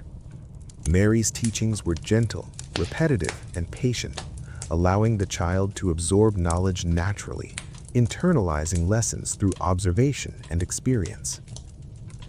The child displayed remarkable intelligence and sensitivity from a young age. Mary noticed his curiosity, the way he asked questions that seemed beyond the understanding of children his age. He observed, he listened, he connected ideas, often reflecting deeply on what he saw and heard. Mary responded with patience, encouraging inquiry while guiding to reflection and understanding. She understood that his mind and spirit were developing in ways that required careful nurturing, a balance of discipline, freedom, and gentle correction. Community life in Nazareth shaped the child as much as Mary's teaching. He watched the elders, learning respect for experience and tradition. He played with other children, navigating friendship, conflict, and cooperation. Mary observed these interactions carefully, stepping in when guidance was necessary, but allowing natural social learning to occur. She encouraged kindness, patience, and empathy, ensuring that the child understood the importance of relationships, trust, and respect. Each encounter became a lesson in morality, community, and the interconnectedness of life. Mary also instilled in the child a sense of awe and devotion. Daily rituals, lighting lamps in the evening, offering prayers for guidance and protection, observing the Sabbath, and giving thanks for food became routines that anchored the child's understanding of faith. Mary's calm, measured voice, her quiet reverence, and the steady rhythm of these practices allowed the child to internalize devotion as part of daily life, not merely a set of abstract teachings. Her example demonstrated the integration of faith into every action, the blending of spirituality with ordinary tasks, and the importance of gratitude and mindfulness in shaping character. As the child grew, Mary recognized the unique balance within him, a blend of human curiosity, divine purpose, and moral awareness. She encouraged reflection and critical thinking, gently correcting misunderstandings while praising insight and initiative. Mary nurtured his empathy, guiding him to see the world from multiple perspectives, to consider the feelings and needs of others, and to act with compassion. Mary's teaching was subtle but profound, creating a foundation for ethical reasoning, social awareness, and spiritual depth. Joseph contributed further by teaching practical skills, carpentry, handling tools, understanding materials, and observing safety. These lessons were intertwined with broader life lessons, patience, perseverance, and the satisfaction of seeing effort transformed into tangible results. The child learned to value skill, diligence, and careful planning, understanding that human effort, guided by wisdom, could shape the world in meaningful ways. Mary complemented these lessons with reflection on purpose, morality, and the divine presence in daily life. These lessons cultivated a reflective mind and a sense of wonder, creating a deep and lasting appreciation for the beauty and complexity of life. Conflict and challenge were inevitable, even in the peaceful village. The child witnessed disputes among neighbors, disagreements in the marketplace, and the occasional act of cruelty or injustice. Mary used these moments as teaching opportunities. She guided him to understand fairness, empathy, and the importance of choosing virtue over impulse. She spoke calmly about human imperfection, the necessity of mercy, and the role of courage in standing up for what is right. Through these lessons, the child developed discernment, moral judgment, and the capacity for resilience in the face of adversity. Mary also emphasized the importance of service. The child accompanied her and Joseph in helping neighbors, delivering food, tending the sick, assisting the elderly, and supporting community events. Each act of service was explained in terms of compassion, humility, and interconnectedness. Mary highlighted the idea that greatness was not measured by wealth or power, but the positive impact one could have on others' lives. These experiences instilled both practical and ethical understanding, grounding the child's growth in tangible, meaningful action. Throughout these years, Mary balanced discipline with affection. She praised curiosity, encouraged exploration, and gently corrected errors, blending instruction with encouragement. She nurtured creativity through storytelling, music, and observation, allowing the child to develop imagination alongside practical skills. Mary's approach ensured that learning was both engaging and profound, shaping a well-rounded, thoughtful, and compassionate individual. The child's relationship with Joseph reinforced these lessons. Observing his father's integrity, diligence, and patience, he learned respect for work, responsibility, and the quiet strength that comes from steady action.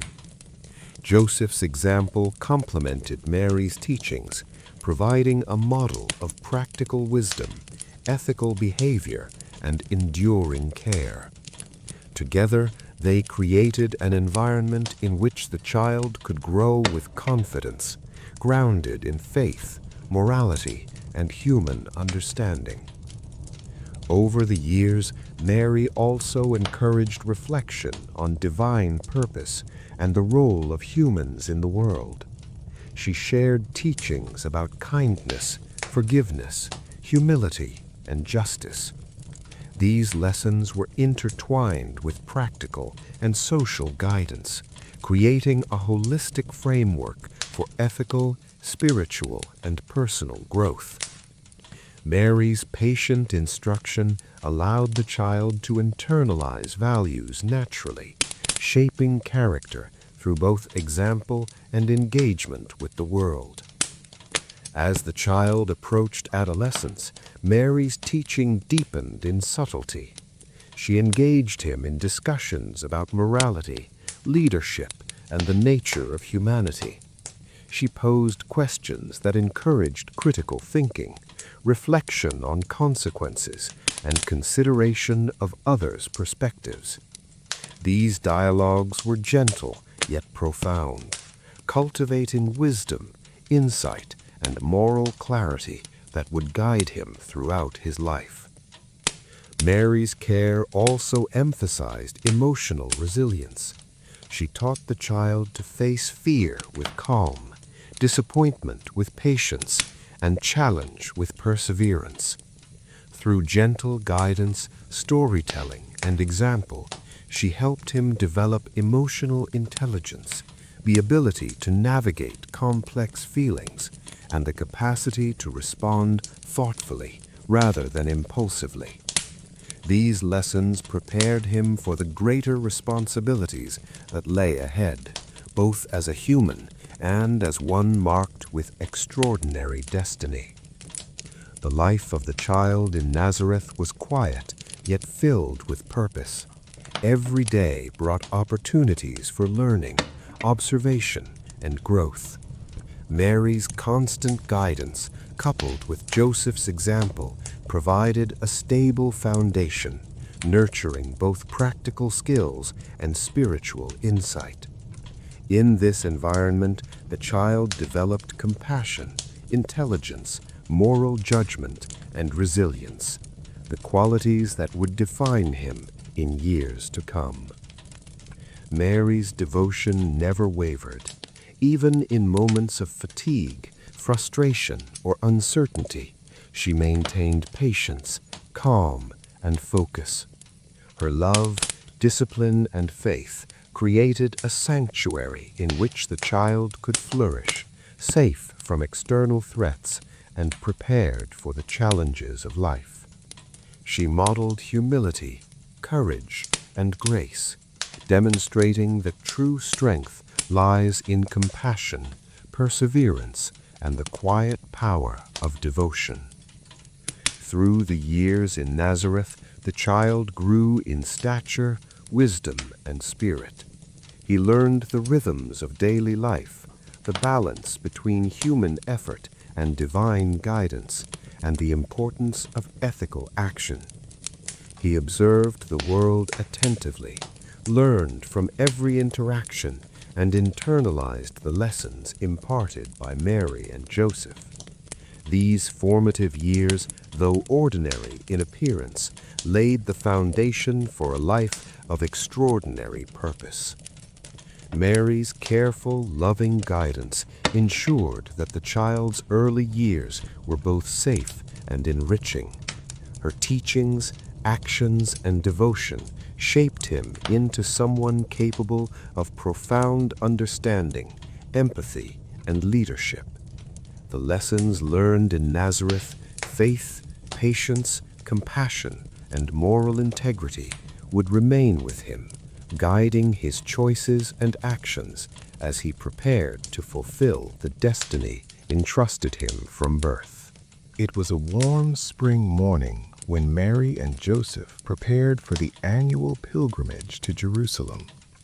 The streets of Nazareth bustled with life as families readied themselves, loading donkeys with supplies, bundles of cloth, and small offerings for the temple. Children ran alongside their parents, laughing and chasing one another, while merchants sold fresh bread, olives, and fragrant herbs. The air carried the scent of sun-warmed soil, baking clay, and the distant sea. Mary carefully wrapped the child, now 12 years old, in a simple but clean tunic, making sure he was comfortable for the journey ahead. He walked alongside Joseph, small but strong, carrying a bundle of bread for the way. The family joined a caravan moving south toward the bustling city, a group of pilgrims from Galilee traveling together to worship. They followed the dusty roads that wound through hills, past vineyards and olive groves, the landscape unfolding in muted colors of spring, soft greens, golden grounds, and the pale blues of distant mountains. The journey was long and tiring, taking several days. Mary and Joseph remained watchful, guiding the child through narrow passes and uneven terrain.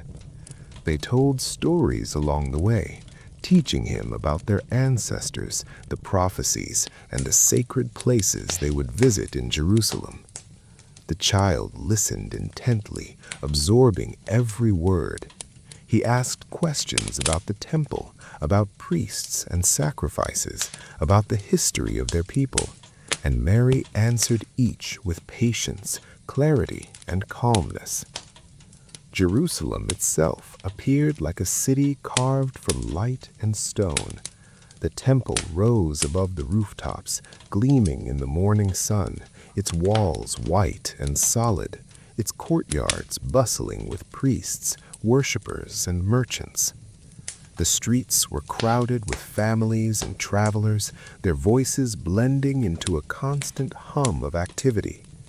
Mary and Joseph guided their child through the narrow alleys, carefully avoiding the jostling crowds. They marveled at the scale of the city and the beauty of the temple, while keeping close to each other in the sea of people. The pilgrimage to Jerusalem was not just a physical journey, it was an exercise in faith, discipline, and devotion. Mary reminded the child of the rituals they would observe, the offerings to the temple, the prayers, the careful attention to cleanliness and respect for sacred spaces. The child took these instructions seriously, observing every practice with a sense of reverence unusual for someone his age. He watched the priests, noting their gestures, their chants, their movements, and he asked thoughtful questions, demonstrating an awareness that seemed beyond his years.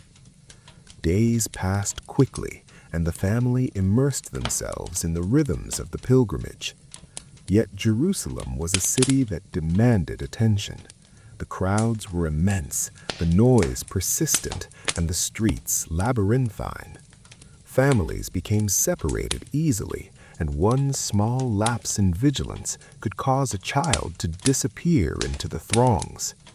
Mary's heart tightened with every step, and Joseph remained alert, scanning the crowds for any sign of danger. On the final day of the pilgrimage, the family prepared to return to Nazareth. Mary gathered their belongings while Joseph arranged the donkeys.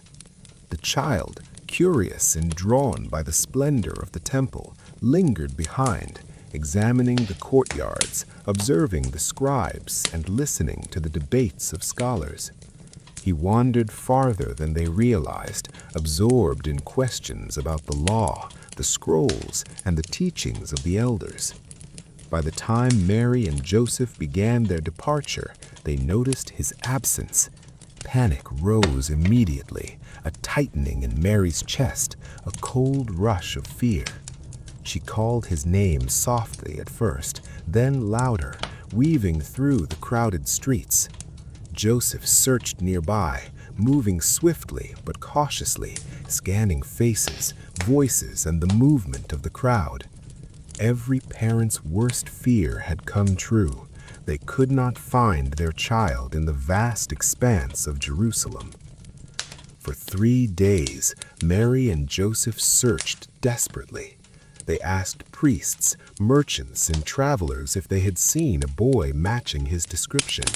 They retraced their steps through the streets, revisited the temple courtyards, and sought the guidance of neighbors they had met during the pilgrimage. Each hour stretched longer than the last, the anxiety growing heavier.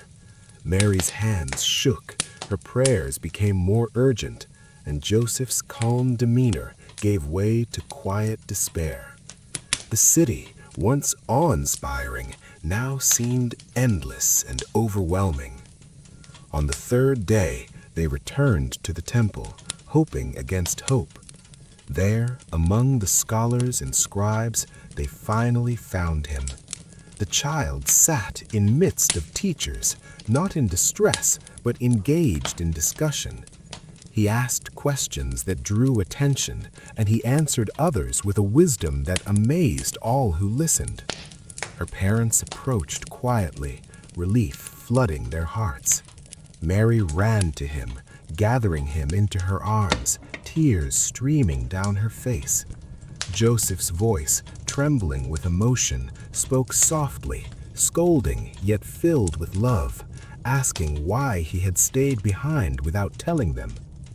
The child's response was calm, almost solemn. "Didn't you know I had to be in my Father's house? Didn't you understand that this is where I belong, learning, questioning, and preparing?" Mary and Joseph were astonished. His words carried authority beyond his years, a depth of understanding and insight that left them humbled. Mary could see that the child's mind and spirit were already set apart, shaped for a purpose she could only begin to understand. After that moment, the child returned to Nazareth with his parents. Yet the memory of those 3 days lingered in Mary's heart, a reminder of the child's unique nature. She and Joseph approached his upbringing with renewed care, balancing protection with encouragement, guidance with freedom. They understood that his path would not be ordinary, and their role was to nurture, teach, and protect him as best they could.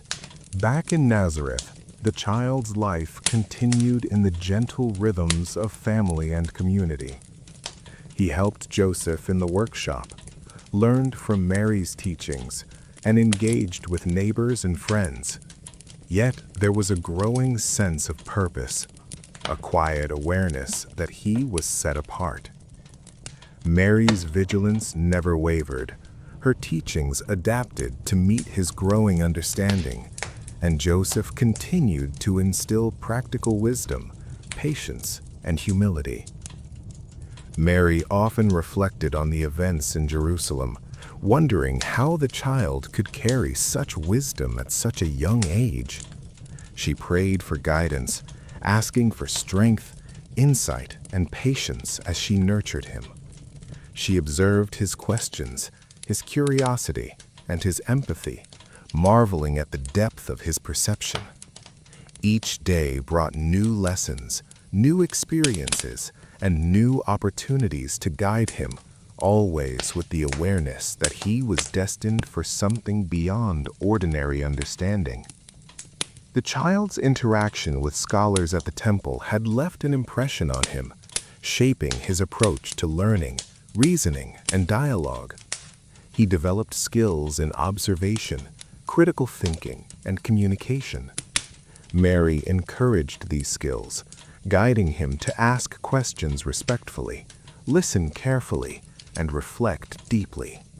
She nurtured both intellectual curiosity and moral understanding, creating a foundation for wisdom that would later influence countless others. In the years that followed, Mary and Joseph continued to balance protection with freedom. They allowed him to explore the village, interact with other children, and engage in the daily activities of Nazareth, while also emphasizing the importance of faith, morality, and devotion. Mary's teachings remained constant: compassion, patience, humility, and an awareness of the divine in all things. Joseph reinforced these lessons through practical example, showing the child how to live with integrity, diligence, and respect. The memory of the lost days in Jerusalem never faded. It became a turning point in their understanding of the child's destiny. Mary and Joseph recognized that he was exceptional, marked by insight, empathy, and a sense of purpose that would guide his actions throughout life. They continued to nurture him carefully, aware of both the challenges and responsibilities that lay ahead. The journey to and from Jerusalem, the experience of separation, and the encounter with the temple teachers became a story that Mary would recall often.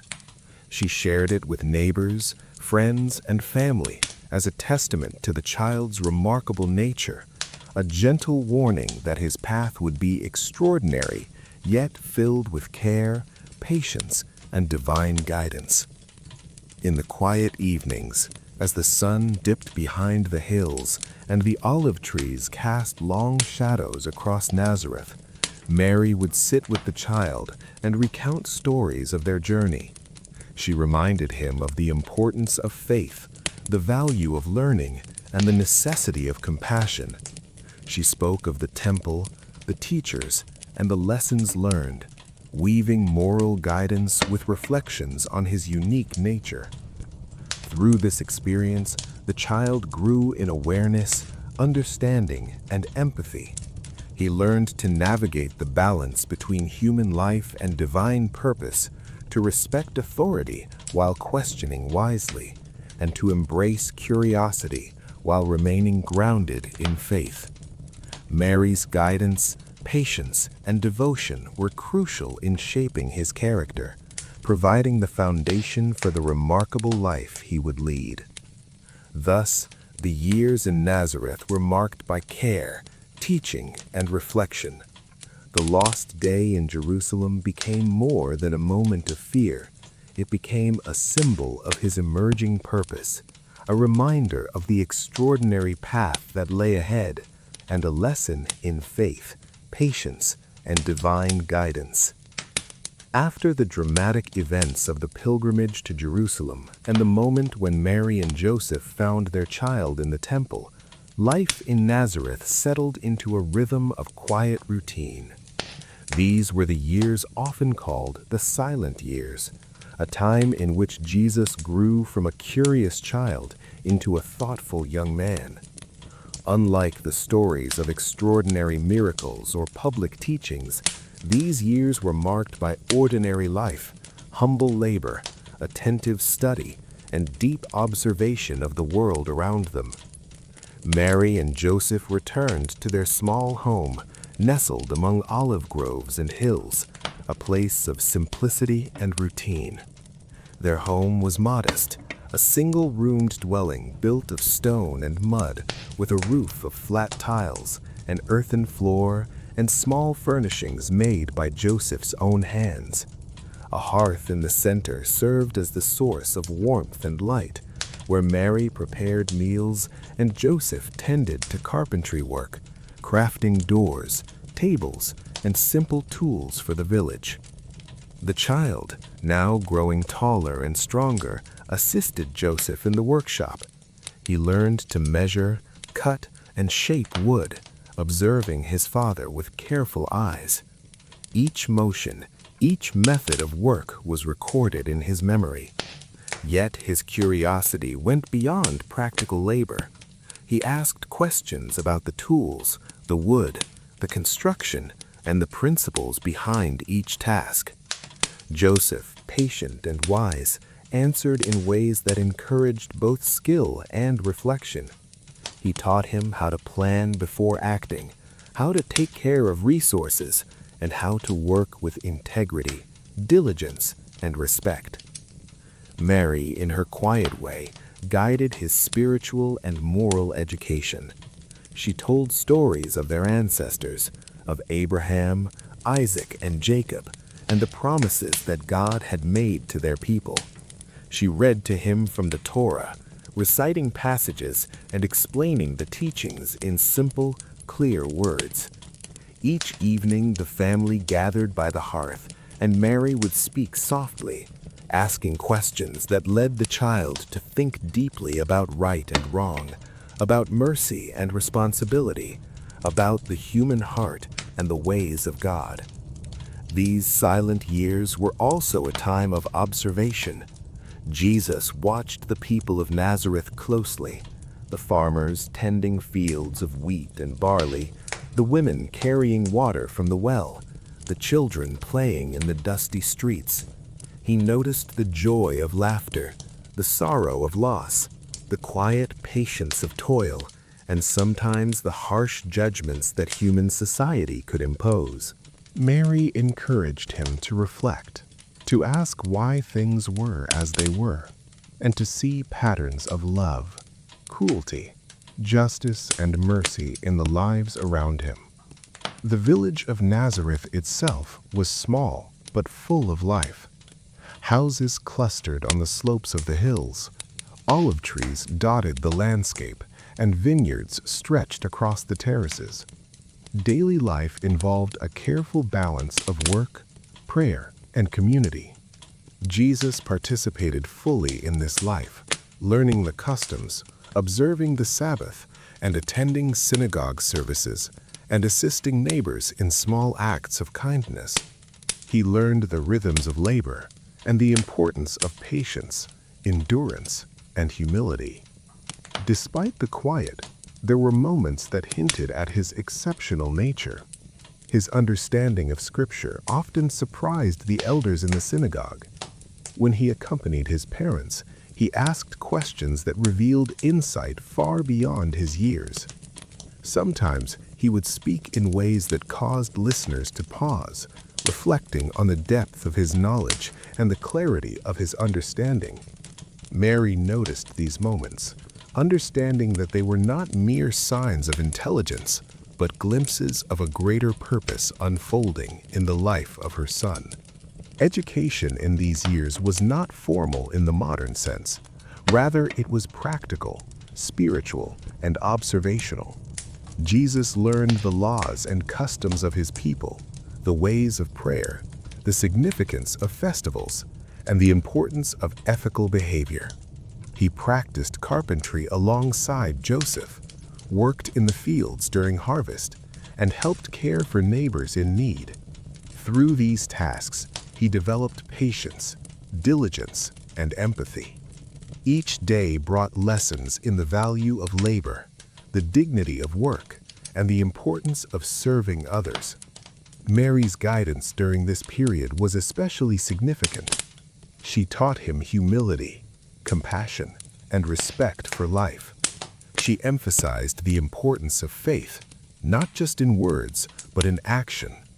How to honor God through kindness, integrity, and justice. She shared her own reflections, her prayers, and her quiet observations about the world, helping him form a moral framework that would later guide his public ministry. Joseph, too, played a central role. He was a model of patient strength, of practical wisdom, and of gentle authority.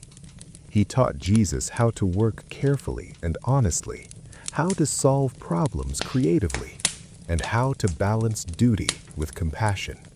Through his father, Jesus learned the value of commitment, the importance of responsibility, and the necessity of living a life that combines skill with conscience.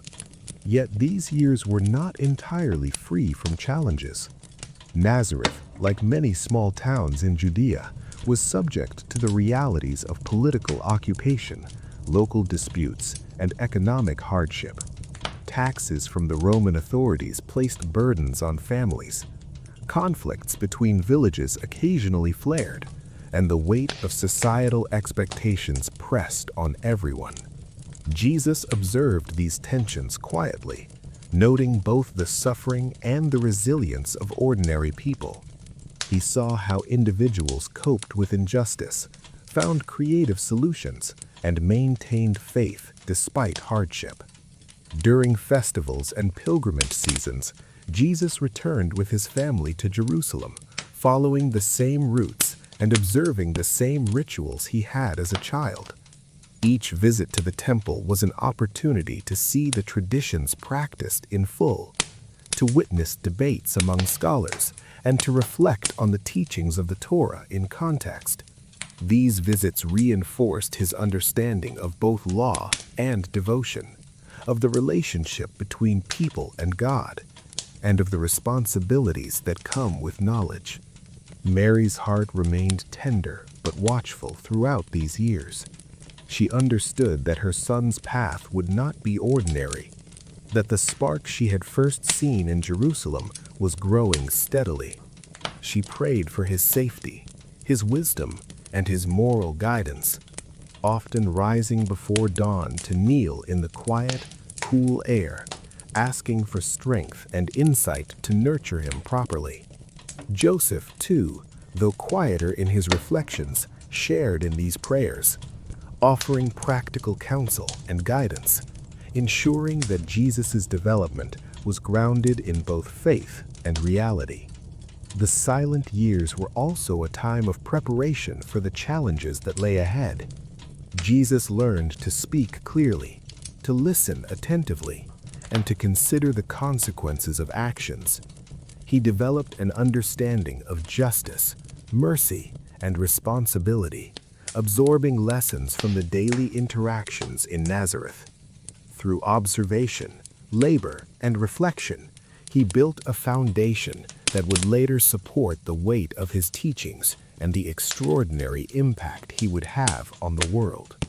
In the quiet evenings, as the sun set behind the hills and the olive trees cast long shadows, Mary and Joseph would often sit together, reflecting on the child they were raising.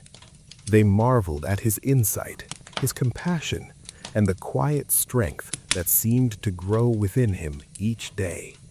These years, though silent, were filled with profound learning, subtle guidance, and careful nurturing, creating a foundation that would carry him forward into a life that would touch countless hearts, inspire generations, and endure through history. The silent years of Jesus were not empty or ordinary. They were rich with preparation, wisdom, and divine guidance. Each day was a lesson, each observation a reflection, and each act of kindness a step toward a greater purpose. Mary and Joseph, through their love, patience, and attentive teaching, ensured that he was ready for the extraordinary journey that lay ahead, one that would not only define his life, but transform the world. As Jesus grew, the world outside the quiet home in Nazareth began to unfold before him like a vast, living tapestry. The hills, olive groves, and simple homes of his village were only a small part of the reality that awaited him. Beyond the familiar streets, beyond the walls of their modest dwelling, lay the broader lands of Galilee and Judea, bustling towns, fertile fields, dusty roads, rivers, and mountains.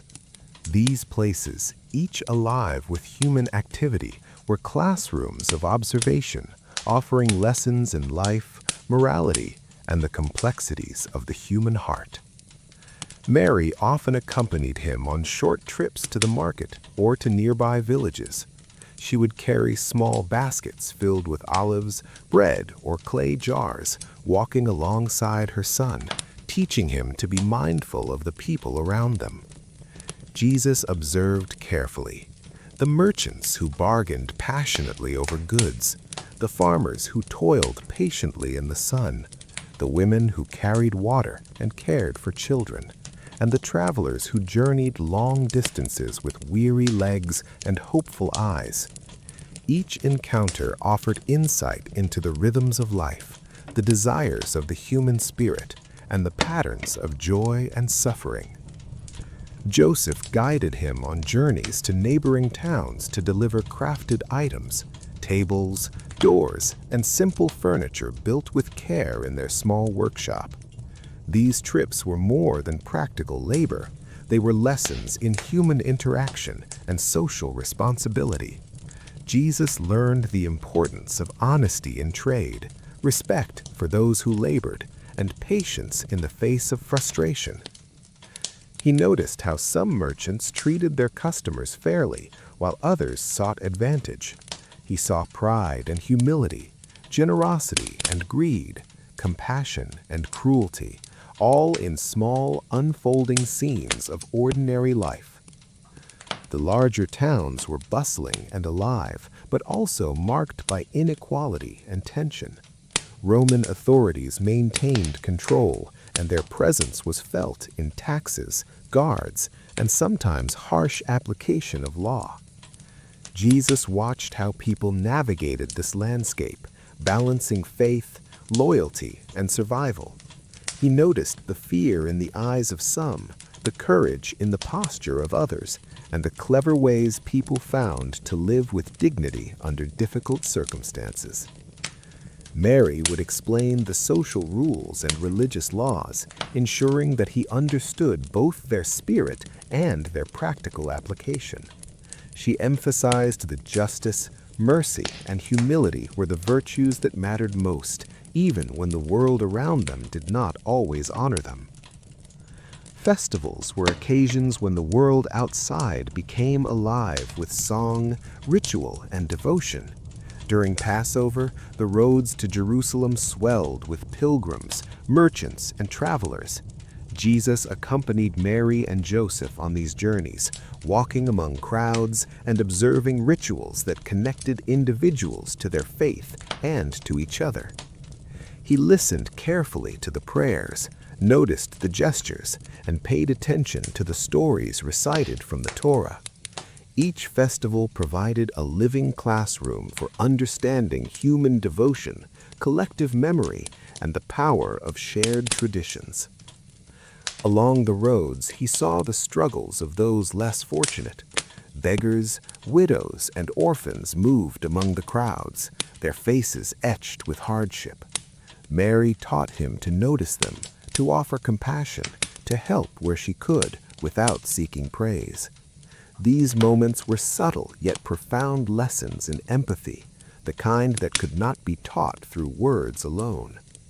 Jesus internalized these observations, learning that the life of service and understanding began with small, thoughtful actions repeated daily without fanfare. At times, they traveled to the shores of the Sea of Galilee, where fishermen cast their nets and tended their boats. Jesus watched their skill and coordination, understanding the patience and perseverance required. He listened to their songs, their laughter, and sometimes their frustrations. These small moments revealed the rhythm of life, the interconnectedness of work, nature, and human cooperation. Mary encouraged reflection on these lessons, speaking softly about how people's lives were shaped not just by toil, but by their intentions, values, and care for one another. The marketplace, the temple, and the village gatherings were lessons in human behavior, negotiation, and communal life. Jesus began to notice patterns of pride and humility, fairness and deception, generosity and selfishness. Mary encouraged him to think deeply about the motivations of others, to observe without judgment, and to cultivate discernment alongside empathy. The experiences sharpened his understanding of human nature, teaching him the balance between insight, empathy, and patience. The young Jesus also became aware of the weight of expectation. Stories of past prophets, heroes, and leaders filled the ears of every child in Judea. He listened to tales of Moses, David, and Elijah, understanding both their courage and the burdens they bore. He realized that leadership, wisdom, and righteousness often required sacrifice, perseverance, and unwavering faith. Mary reminded him that every action, no matter how small, was part of a larger story, and that he could contribute to that story through integrity, empathy, and understanding. Occasionally, small crises or disputes provided lessons of their own. Disagreements in the village, misunderstandings among neighbors, or challenges in the marketplace taught him how to mediate, how to listen, and how to act fairly. Mary guided him in understanding that conflict was a part of human life, and that responding with calmness, thoughtfulness, and courage was the mark of wisdom. Joseph added practical guidance, showing him how to apply skill, reason, and patience to resolve difficulties effectively.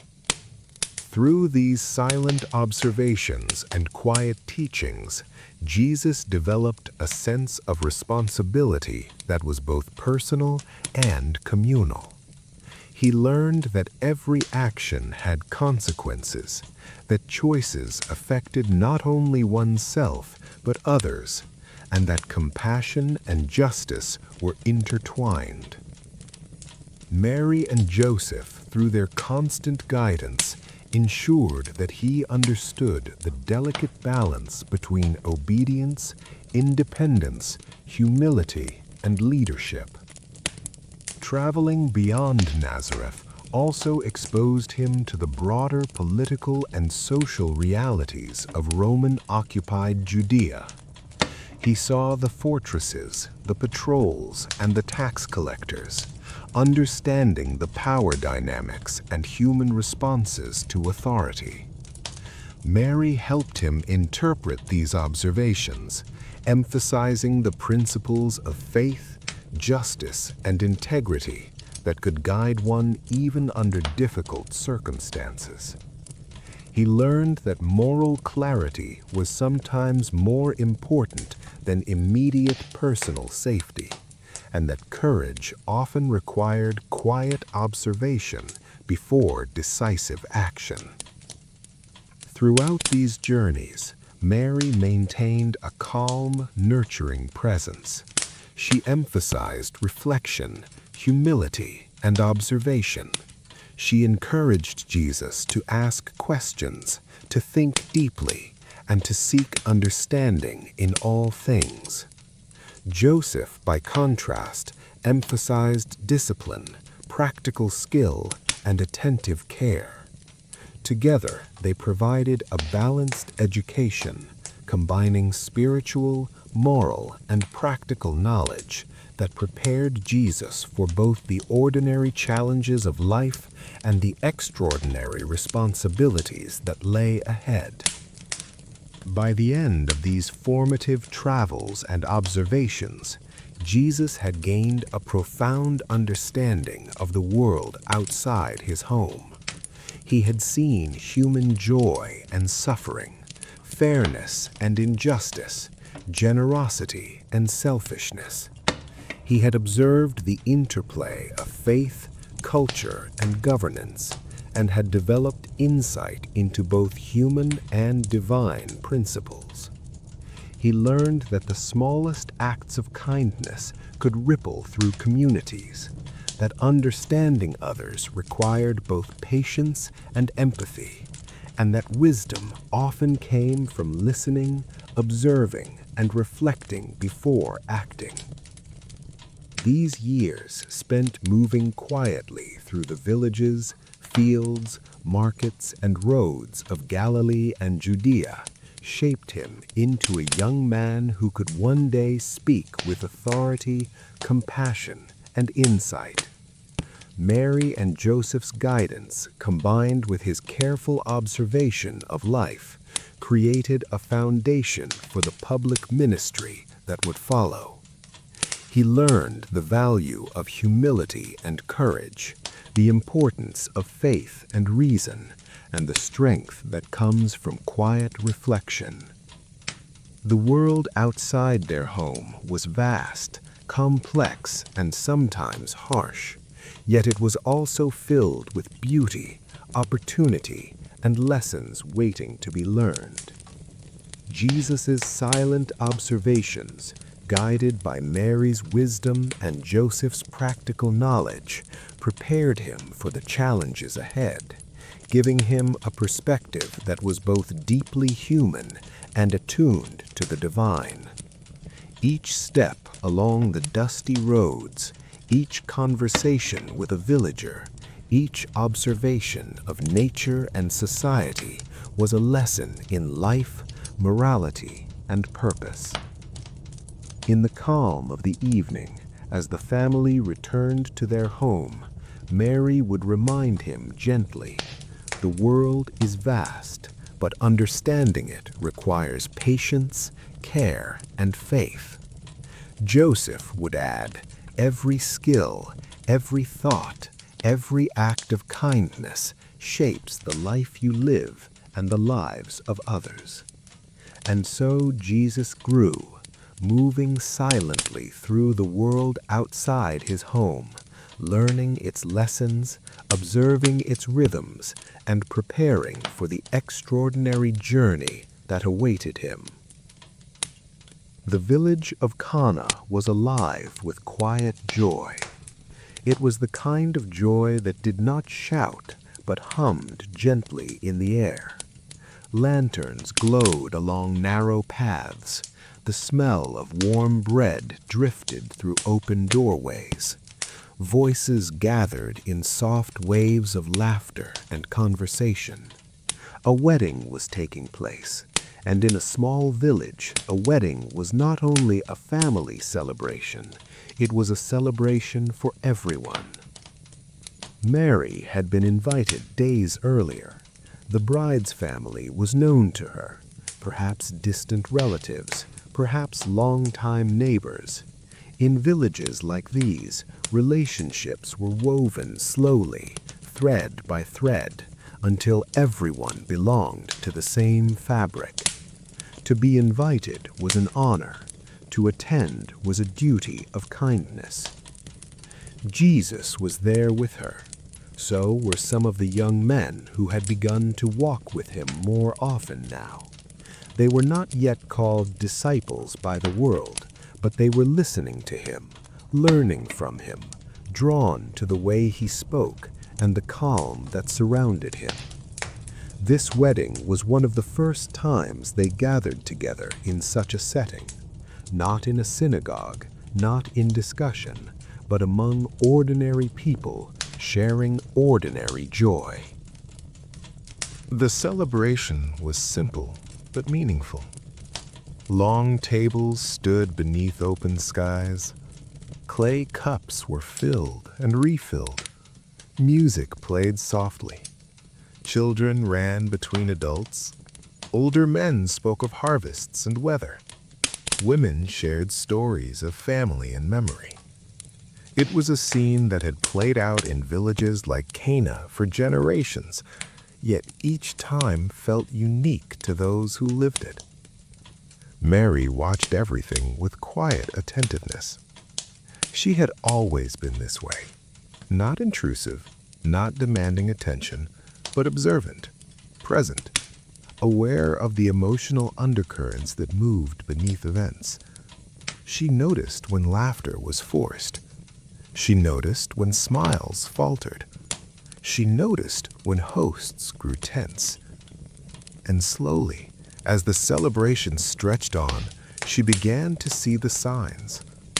The servants moved with increasing nervousness. Their steps became faster. Their voices grew quieter. The head steward, the one responsible for overseeing the feast, spoke with urgency in low tones. Something was wrong. Mary did not need anyone to explain it to her. She understood immediately. The wine was running out. To a modern listener, this might seem like a small inconvenience, but in that world, in that culture, it was not small at all. A wedding feast was not simply a party, it was an act of honor, a sacred duty of hospitality. To invite guests and fail to provide for them was a deep shame that could follow a family for years. Running out of wine before the feast had ended meant embarrassment, dishonor, a stain on the joy of the bride and groom. Mary saw the concern in the servants' eyes. She saw the anxiety growing among the hosts, and she felt the weight of the moment before anyone else spoke it aloud. She did not panic. She did not draw herself attention. She did what she had always done when faced with difficulty. She looked to her son. Jesus sat quietly among the guests, not as someone demanding attention, but as someone deeply present. He listened more than he spoke. He observed more than he acted. There was a calm around him that others felt without understanding why. Mary approached him gently. Her words were simple. They carried no drama, no command, only awareness. "They have no wine." That was all she said. 3 words, soft, honest, meaningful. It was not a request in the usual sense. It was not a demand.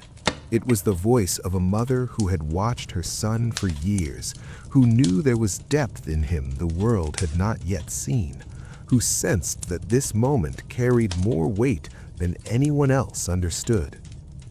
Jesus looked at her. The gospel tells us that he responded with words that have been discussed and reflected upon for centuries. "Woman, what does this have to do with me? My hour has not yet come." These words, when read coldly, can sound distant, but within the cultural language of the time, they were not harsh. They carried meaning layered with timing, purpose, and awareness. He was not rejecting her. He was acknowledging something deeper. He understood what she was asking without asking. He understood that this moment was not just about wine. It was about revelation, about timing, about the beginning of something that would change everything. Mary did not argue. She did not press him. She did not explain. Instead, she turned quietly to the servants and said words that would echo far beyond that evening. "Do whatever he tells you." That was all. Not "he will help you," not "he will fix this," not "wait and see what happens." Just trust, just obedience, just openness. Nearby stood 6 large stone jars. They were not decorative. They were used for ceremonial washing, for purification according to Jewish custom. Each jar held a great amount of water, far more than any ordinary household vessel. Jesus stood and looked at the jars. There was no performance, no raised voice, no display of power. He simply told the servants, "Fill the jars with water." The servants hesitated briefly, but then obeyed. They carried water again and again until each jar was filled to the very brim. Then Jesus spoke again, calmly. "Now draw some out and take it to the master of the feast." This was a strange request. Water taken from purification jars was not meant to be served as drink. The servants must have felt confusion, fear, uncertainty. But they remembered Mary's words. "Do whatever he tells you." So they did. They drew from the jars. They carried the cups to the steward. And when the steward tasted the liquid, his face changed. He did not know where it had come from. He did not know the jars had been filled with water. He did not know what had just occurred. All he knew was that what he tasted was not ordinary. The steward called the bridegroom aside, amazed. "Everyone serves the best wine first, and when people have had much to drink, then the inferior. But you have saved the best until now." The bridegroom stood bewildered, not understanding how this could be true. But the servants knew. They had seen the water poured. They had drawn the cups. They had watched the impossible unfold without spectacle. And Mary, watching from a distance, knew as well. This was not only a kindness to a struggling family. This was not only the rescue of a wedding feast. This was the first sign. Not a public declaration, not a proclamation, not a sermon. A quiet miracle, a private act of mercy, a transformation hidden inside ordinary life. Jesus did not stand to announce what he had done. He did not call his attention to himself. The celebration continued. Laughter returned. Joy deepened. The shame that might have been was never realized.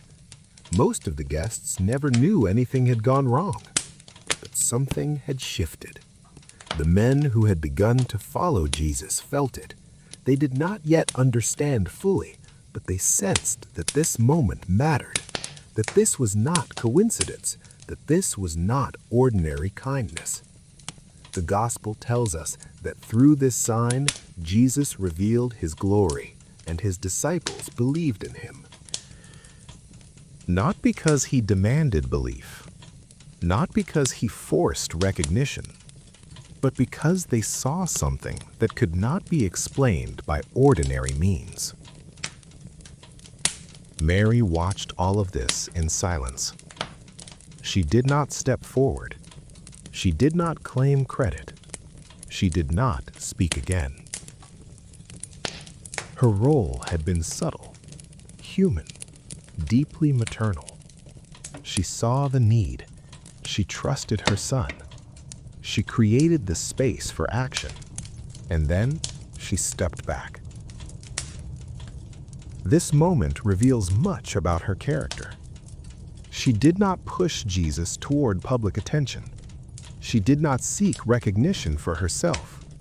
She did not attempt to control the outcome. She simply trusted. And it reveals much about Jesus. His first public sign was not performed in a temple, not done for power, not used to impress rulers. It was done at a wedding, for ordinary people, to protect dignity, to preserve joy, to serve quietly. The miracle at Cana was not about spectacle. It was about transformation. Water into wine, shame into relief, fear into gratitude, ordinary into sacred. And beneath it all, relationship. A mother who believed, a son who responded with purpose. A moment that marked the quiet beginning of something far greater than any of them could yet see. After the feast ended, life did not immediately change on the surface. People returned to their homes. The bride and groom began their life together. The guests carried memories of laughter and warmth. But within a small group, within those who had seen and known, the story began to live. The servants remembered. The disciples remembered. Mary remembered. This was not yet the season of crowds, not yet the season of confrontation, not yet the season of suffering. This was the beginning, gentle, human, full of meaning. A wedding, a shortage, a mother's quiet trust, a son's calm action. And from that moment forward, the path ahead began to open, step by step, story by story. The wedding at Cana passed into memory for most who attended, but for those who understood, it was never forgotten. Because in that simple village, under lantern light, among laughter and clay cups, something eternal had touched the ordinary. And the world, though it did not yet know it, had begun to change. There comes a moment in every mother's life when love must change its shape, not disappear, not weaken, but transform. Mary knew this moment was coming long before others could sense it. She had carried quiet awareness in her heart for years. From the angel's message to the shepherd's whispers, from Simeon's prophecy at the temple, to the strange wisdom of her growing son, she had understood that her child did not belong to her alone. He belonged to a purpose. Yet knowing something in the mind is not the same as living it in the heart. After the wedding at Cana, life did not return to the simple rhythm it once held. Something had shifted. Word traveled quietly at first, then more boldly. People began to notice Jesus in a new way. They listened when he spoke. They followed when he walked. They asked questions when he paused. He was no longer simply Mary's son who worked with Joseph's tools. He was becoming someone others were beginning to seek. And that change, though sacred, was painful. In the early days, Jesus still returned often to Nazareth. He would sit with Mary in the evening. He would help with small tasks. He would walk familiar paths. But even then, his attention was drawn outward more than inward. His eyes were turned toward the needs of others, towards conversations that stretched long into the night, towards journeys that took him farther away from home each time. Mary noticed the difference in the air before anyone spoke it aloud. Neighbors began to whisper, "Your son speaks with authority. Your son heals. Your son challenges the teachers. Your son gathers followers." Some spoke with wonder. Some spoke with suspicion. Some spoke with fear. Mary listened to all of it quietly. She did not defend. She did not explain. She did not boast. She carried each word inward and weighed it carefully, just as she always had.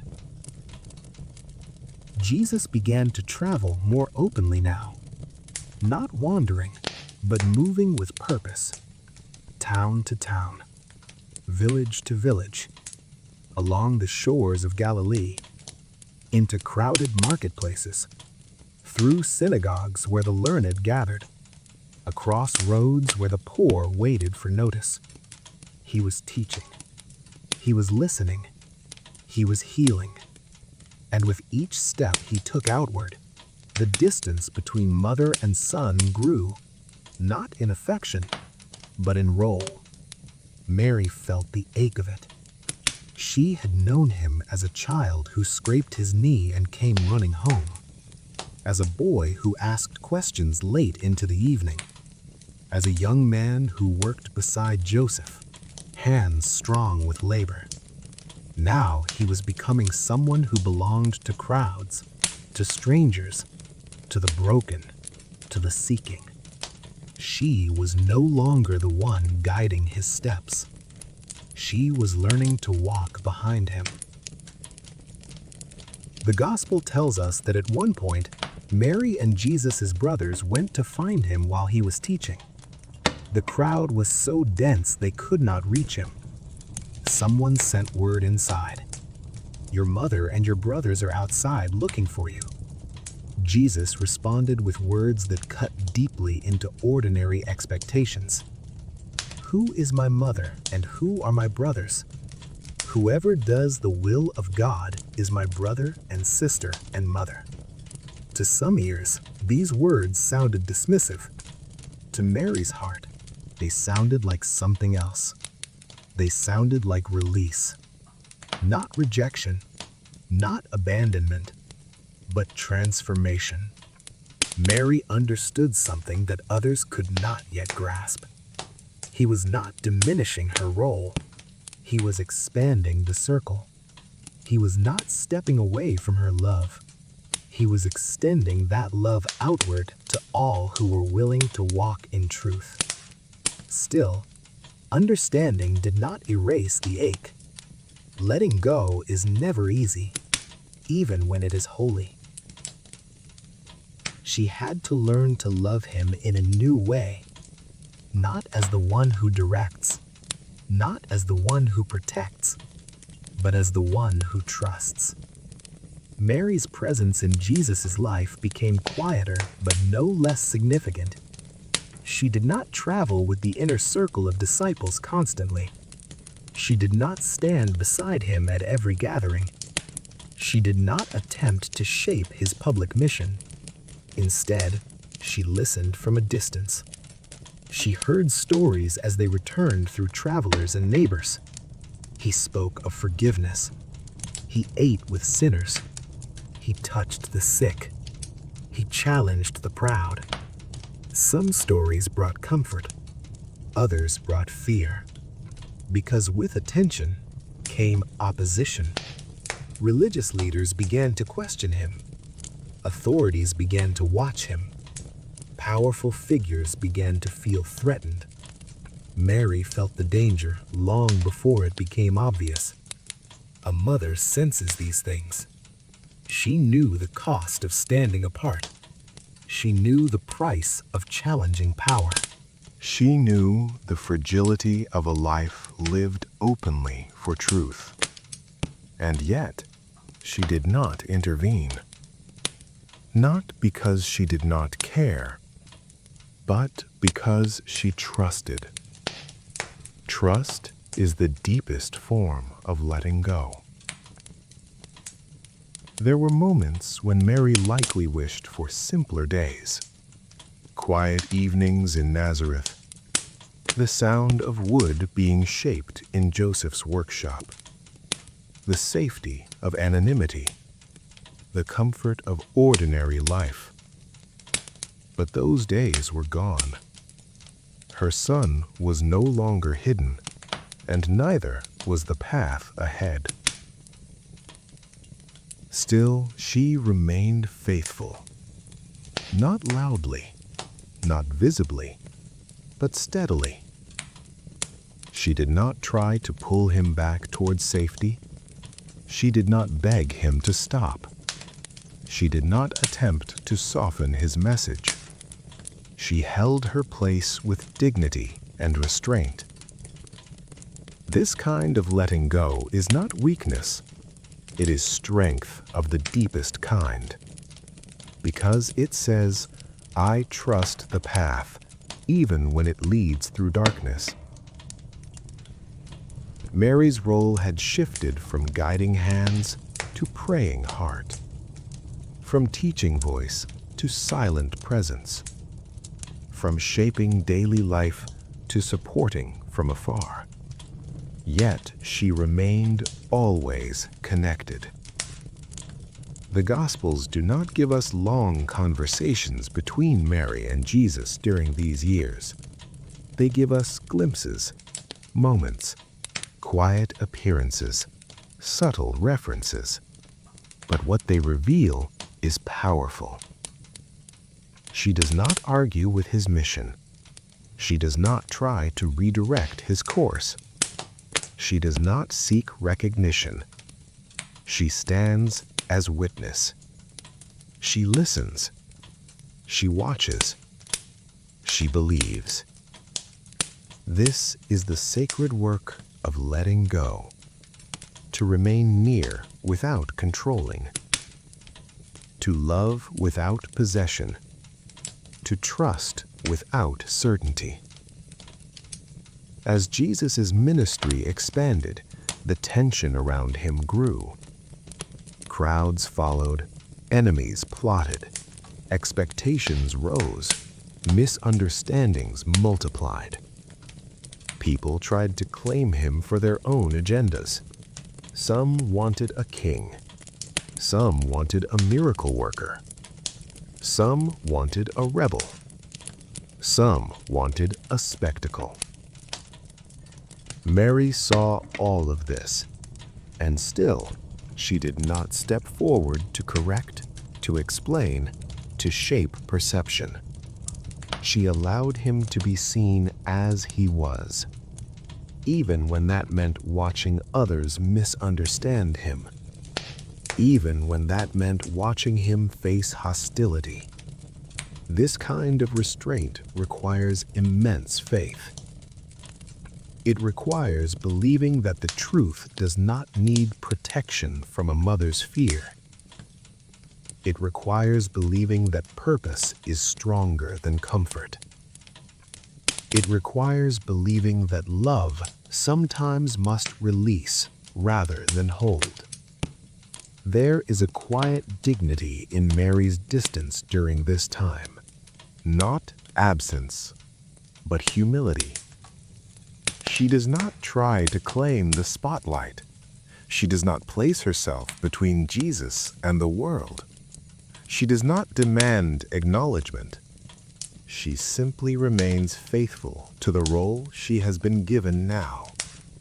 Witness, believer, mother of the heart rather than of direction. And Jesus, for his part, does not sever her bond. He does not forget her. He does not abandon her significance. He simply moves forward into what he must become. This is the tension of growth, of calling, of destiny. No mother is ever fully ready for the moment her child steps beyond her reach. But Mary, perhaps more than anyone, had been preparing for this her entire life. She had learned to trust the unseen. She had learned to hold mysteries without explanation. She had learned to walk forward with uncertainty as her companion. Letting go was not an act of resignation. It was an act of devotion. She loved him enough to release him to the path he had been given, not knowing where it would lead, not knowing how it would end, only knowing that love must not become control. And so she remained, not always beside him, but never separate in spirit. A quiet presence in the background of a story that was growing larger than any single human relationship. Her role was changing. Her heart was stretching. Her love was deepening. This was not the end of her journey. It was the transformation of it. Because letting go does not mean losing. Sometimes letting go is how love becomes eternal. There is a particular kind of distance that does not measure itself in miles. It is not the distance between villages, not the space between roads, not the gap between crowds. It is the distance between a mother's heart and the unfolding destiny of her child. And Mary now lived within that distance. Jesus was no longer moving quietly between towns. His presence had begun to shape the rhythm of the land itself. Wherever he went, people gathered. Fishermen left their nets. Tax collectors abandoned their booths. Women brought their children. The sick carried their pain on stretchers. The lonely followed in silence. The curious pressed in close. He spoke, and people listened. He touched, and lives changed. He passed through villages, and nothing remained. Mary did not walk beside him through every town. She did not sit among the 12. She did not travel constantly in the circle that surrounded him. Instead, she remained often at the edge of the story, like a quiet shoreline watching a tide that could no longer be held back. She heard of his teachings before she heard his voice. Word came through neighbors, travelers, relatives, and friends. They say he speaks of mercy. They say he speaks of forgiveness. They say he eats with sinners. They say he touches lepers without fear. They say he calls God his Father. Some spoke with awe. Some spoke with confusion. Some spoke with suspicion. Mary listened to all of it. She did not respond with pride. She did not defend with urgency. She did not correct every misunderstanding. She absorbed the words quietly, just as she had always done. Scripture tells us more than once that Mary pondered these things in her heart. This was not passive reflection. It was deep, disciplined attention, a form of prayer, a way of holding reality without rushing to control it. As Jesus' reputation grew, so did the tension around him. Religious leaders began to question him more openly. Teachers of the law listened with narrowed eyes. Authorities began to follow his movements. His words unsettled those who held power. His compassion unsettled those who relied on rules. His presence unsettled those who feared losing control. Mary sensed this danger more keenly than most. A mother does not need to see every conflict to feel the storm forming. She heard stories of confrontation in synagogues. She heard of leaders walking away offended. She heard of questions asked with sharp intent. And with each story, a familiar ache returned. Not fear alone, not pride alone, but the tension of knowing that a path filled with truth often leads through suffering. There is one moment preserved in the gospel that reveals this distance clearly. Jesus was teaching in a house surrounded by a crowd so dense that those outside could not enter. Mary and Jesus' brothers stood beyond the walls. They were not rejecting him. They were seeking him, concerned for him, wanting to speak with him. Someone passed the message inward. Your mother and your brothers are outside, looking for you. Jesus responded with words that were both gentle and devastating to ordinary expectations. Who is my mother? Who are my brothers? Whoever does the will of God is my brother and sister and mother. These words were not rejection, they were expansion.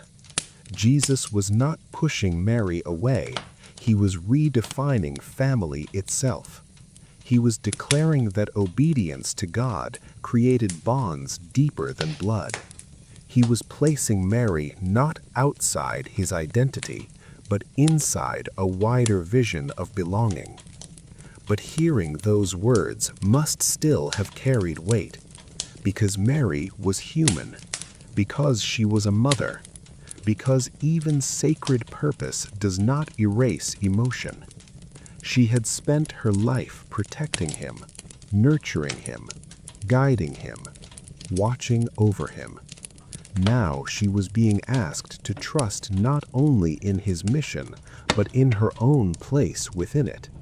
Not at the center, not directing, not shaping, but believing. This kind of watching is not passive. It requires strength. It requires humility. It requires surrender. Mary's love did not grow smaller as her role grew quieter. It grew deeper. It became less visible, but more enduring. Less active in form, but more powerful in presence. She watched as others claimed closeness to her son. Disciples traveled with him. Followers proclaimed devotion. Crowds surged around him. Some claimed to understand him. Some claimed to interpret him. Some claimed authority over his message. Mary did not compete for position. She did not seek recognition as her mother. She did not assert her history with him. She did not correct others publicly. Her relationship with him was not something to be defended. It was something to be lived quietly. This is often the most difficult kind of faith, to remain faithful without needing acknowledgement, to remain connected without being visible, to remain present without standing in the spotlight. There is no record of Mary demanding access to Jesus during these years, no scenes of insistence, no attempts to reclaim her position. Instead, what we see is constancy. She appears when it matters most. She remains when others depart. She stands when others flee. Though the danger was different, the atmosphere felt familiar. The same tension, the same subtle hostility, the same slow gathering of threat. She carried this weight alone much of the time. The disciples did not speak with her often. The crowds did not know her role. The leaders did not acknowledge her presence. She was not in the center of the conflict, but she was deeply within its emotional reach. A mother does not need to stand beside her child to feel when danger approaches. She felt it in the tone of the stories. She felt it in the urgency of the reports. She felt it in the increasing division around his name. Some loved him deeply. Some rejected him strongly. Some feared him silently. Division is never neutral. It always carries consequence. Mary understood this. She knew that paths which divide truth from comfort often lead towards suffering. And still, she did not attempt to change his course. This is one of the most difficult truths of her story. She did not interfere. She did not redirect. She did not ask him to soften his words, because she knew the purpose he walked toward could not be shaped by fear. The weight of judgment did not only come from others, it also came from the silence of unanswered questions.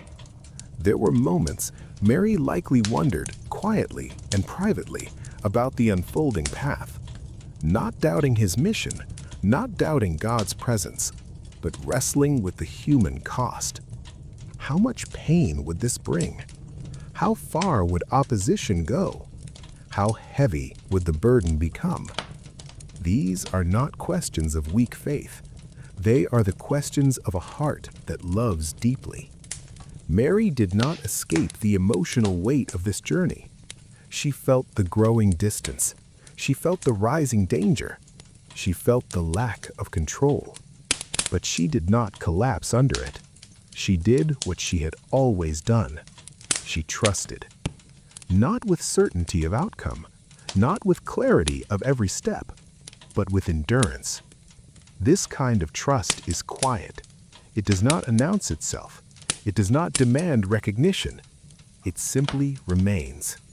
The Gospels do not record Mary speaking often during these years. They do not give us long speeches. They do not center her in the conflict between Jesus and the authorities. But her silence is not absence. Her silence is presence without interference. Her stillness is participation without control. Her distance is devotion without possession. This is the depth of her faith. She does not seek to protect him from judgment. She does not attempt to negotiate with power. She does not try to reshape public perception. She allows the story to unfold as it must. The weight of judgment grows heavier when accusations begin to form. Jesus is called disruptive. He is called dangerous. He is called blasphemous. He is accused of misleading the people. Mary hears these things, not always directly, not always fully, but enough to understand what is happening. The same world that once welcomed his birth with songs from angels now struggles to receive his message with humility. This is often the way of truth. It is welcomed when it is gentle. It is resisted when it challenges. Mary sees this clearly. She understands that love which comforts is embraced. Love which confronts is judged.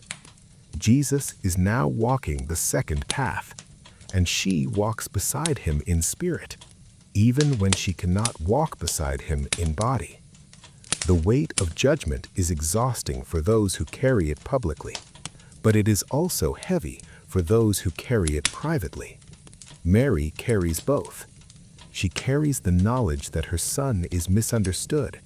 She carries the knowledge that his intentions are distorted. She carries the knowledge that the path ahead is narrowing. And yet, she does not despair, because despair would mean abandoning trust. And trust is the foundation she has built her life upon.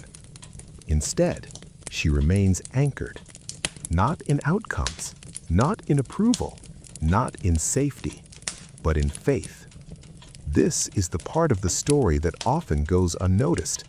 Not the miracles, not the crowds, not the confrontations, but the quiet endurance of someone who believes deeply while standing at the edge of events she cannot control. Mary's strength here is not dramatic. It is steady. It is unspoken. It is unwavering. She does not fight the judgment with arguments. She does not resist the weight with force. She does not collapse under the pressure. She holds it. She bears it. She remains. The weight of judgment does not break her. It deepens her. It refines her understanding of love. It strengthens her commitment to trust. It prepares her heart for what is still to come. Because this weight, as heavy as it is not the final weight she will carry. There is greater sorrow ahead. There is deeper pain approaching. There is a moment yet to come when watching from afar will no longer be enough. But for now, she endures, quietly, faithfully, without applause, without recognition, without certainty. A mother carrying the weight of judgment, not with bitterness, not with resentment, but with grace. And the story continues. Every journey has a moment when the road begins to change. Not in its shape, not in its dust, not in its stones, but in its meaning. The road to Jerusalem was such a road. Many feet had walked before. Pilgrims traveling for feast days, families returning to holy celebrations, merchants bringing goods to the city, teachers visiting the temple. But this journey was different. This was not a journey toward celebration.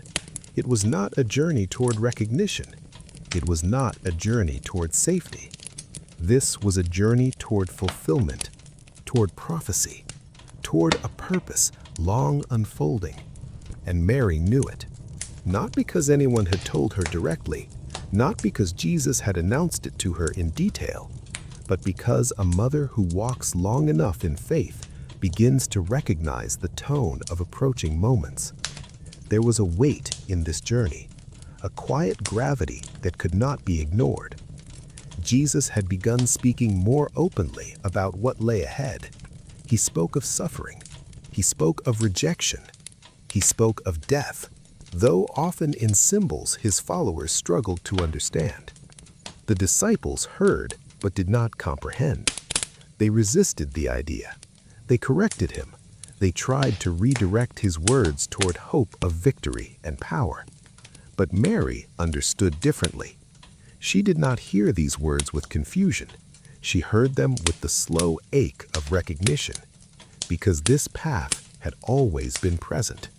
From the moment the angel had spoken, from the moment Simeon had held the child in the temple and said, "A sword will pierce your own soul too."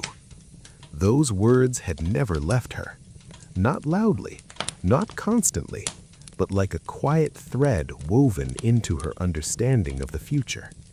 Now the thread was becoming clearer. The closer Jesus moved towards Jerusalem, the stronger the tension grew around him. Crowds followed him in greater numbers. His teachings reached farther. His reputation expanded beyond villages into cities.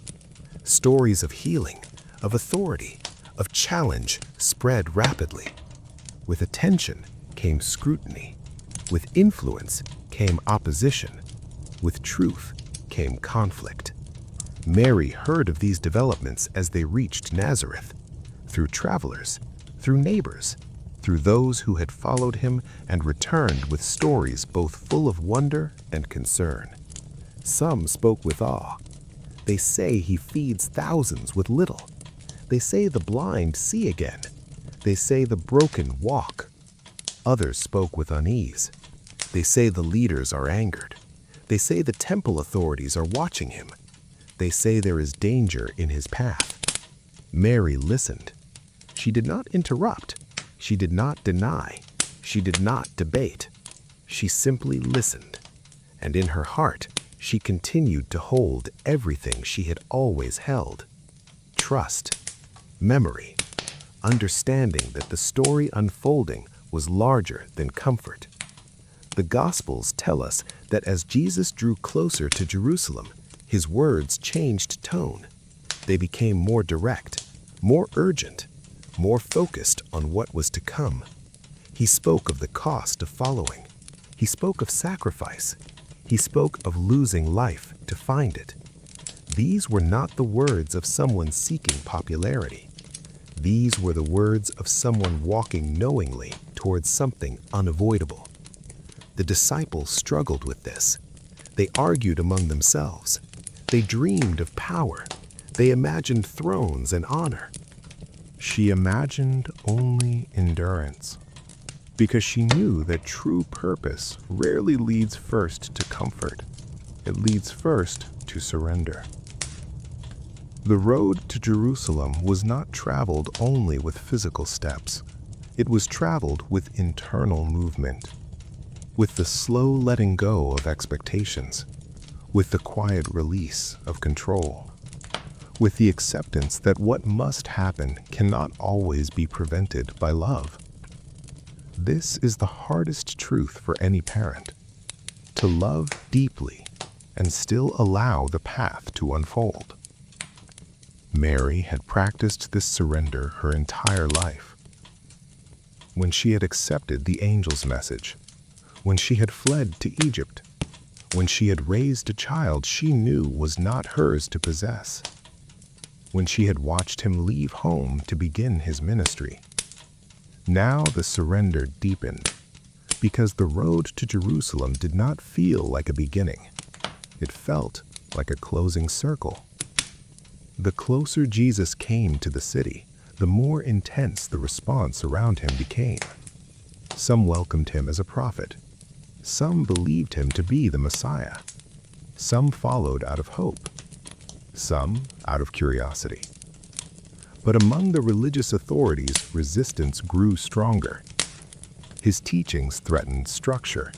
His compassion disrupted control. His authority unsettled hierarchy. Mary understood power dynamics. She understood that systems protect themselves. She understood that truth which challenges structure is often met with force. She had seen it before. She had seen Herod's fear expressed through violence. She had seen political authority use fear to justify cruelty. Now she sensed something similar building again. But she could not interfere. And perhaps she did not try, because Mary's role was never to shape the mission. It was to trust it. As Jesus approached Jerusalem, events began to move more quickly. He passed through towns where crowds gathered in increasing numbers. He spoke parables that carried deeper warnings. He performed acts that revealed both mercy and authority. The atmosphere thickened. There is a moment in every story when destiny begins to feel unavoidable. This was that moment. Mary did not walk this road physically beside him, but she walked it emotionally, spiritually, silently. She woke each morning aware that something significant was approaching. She lived each day with the understanding that change was coming. She carried within her a readiness for sorrow, though she did not yet know its full shape. This is the quiet courage of her story. Not dramatic bravery, not heroic speeches, but the willingness to remain present when uncertainty grows. The road to Jerusalem was also a road of contrast. On one side, there was hope. People longing for change. People longing for healing. People longing for freedom. On the other, there was resistance.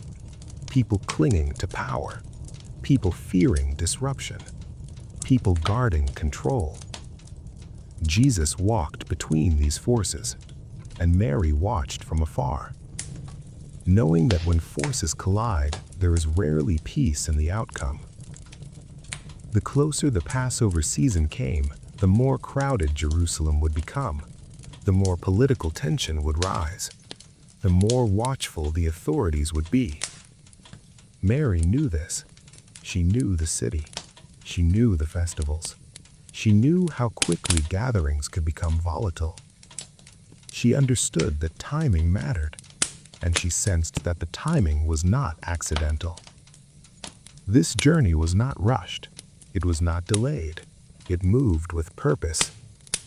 Each step towards Jerusalem was a step towards something that had long been prepared. The scriptures Mary had grown up with spoke of suffering servants, of rejected messengers, of sacrifice before redemption.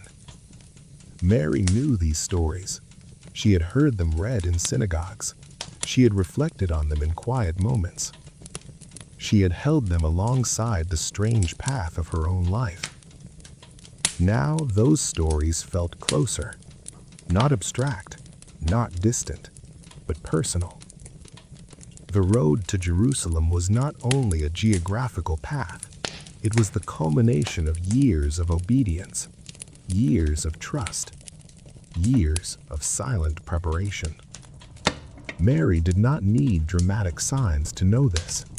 She felt it in the stillness, in the weight of each report she heard, in the way her heart responded with both calm and sorrow. There is a kind of peace that exists not because danger is absent, but because purpose is clear. Mary lived in that peace, not because she welcomed what was coming, but because she trusted the one who walked towards it. This trust did not remove pain.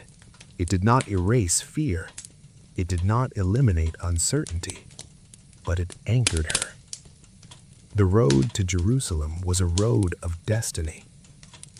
Jesus walked it with clarity. Mary walked it with faith. The disciples walked it with confusion. The crowds walked it with expectation. Each person carried their own understanding of what lay ahead, but only Mary, perhaps, held both knowledge and surrender together. She did not cling. She did not resist. She did not demand explanations. She allowed the path to unfold. Because from the beginning, her role was never to control the story. Her role was to trust it.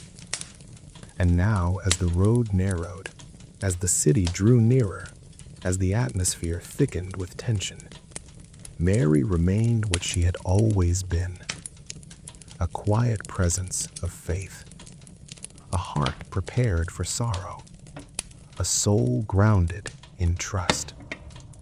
The journey was nearing its most painful chapters, but for now, the road still stretched forward. Dust beneath sandals, wind through olive trees, footsteps moving steadily towards Jerusalem. And somewhere beyond the city walls, unseen but certain, the final act of this earthly journey waited. There are moments in history that feel too heavy for words, moments that do not need decoration, moments that do not need drama, moments that do not need exaggeration. They only need stillness, honesty, and respect. This was such a moment. The path that had begun with an angel's quiet message had now led to a hill outside Jerusalem. a place of execution, a place of sorrow, a place where power and weakness would stand face to face. And Mary was there. The Gospels tell us that while many fled, while fear scattered followers, Mary remained near the cross. Not loud, not central, not demanding attention, just present. There is something deeply human about this. Not heroic in the way stories often define heroism, but steady, enduring, unmoving. A mother who does not turn away. The events that led to this moment had unfolded quickly. Arrest in the night, trials before religious leaders, a hearing before Roman authority, false accusations, mockery, beatings. Mary would have heard of these events through whispers, through hurried voices, through broken reports passed from one person to another. The details were not delivered gently. They never are. No one prepares a mother for such news. Yet when the moment came, Mary did not hide. She did not retreat into silence. She did not remain distant. She came. The road to Golgotha was not long in distance, but it was long in meaning. Jesus, weakened from exhaustion and injury, carried the weight of the cross. Crowds gathered. Some watched with sorrow, some with confusion, some with indifference, some with satisfaction. This is how public suffering often unfolds. A mix of compassion and cruelty, a mix of empathy and apathy. Mary did not see a spectacle. She did not analyze theology. She did not debate meaning. She witnessed pain. The pain of a son. The pain of a life ending unjustly. The pain of innocence misunderstood. The Gospels do not describe Mary's words. They do not record her cries. They do not narrate her reactions in detail. This silence is significant. It does not mean she felt nothing. It means the moment was too sacred for elaboration. Sometimes, grief is not meant to be narrated. It is meant to be honored by quiet. Mary's presence speaks louder than words ever could. Jesus, while hanging on the cross, looked down and saw her. Even in suffering, he saw her. Even in agony, he acknowledged her. He entrusted her to the care of the disciple John. This moment is deeply human, not theological, not symbolic alone, but personal. A son ensuring his mother would not be left alone. It tells us something important, that even in the greatest suffering, love does not vanish. Responsibility does not vanish. Compassion does not vanish. Mary did not respond with recorded words, but her acceptance of this moment tells us everything. She had already spent her life surrendering. This was the final, hardest act of that surrender. The hours passed slowly. The sky darkened according to the gospel accounts.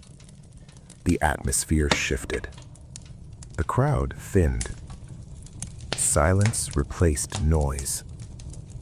Mary did not leave. Imagine the strength required to remain in such a moment.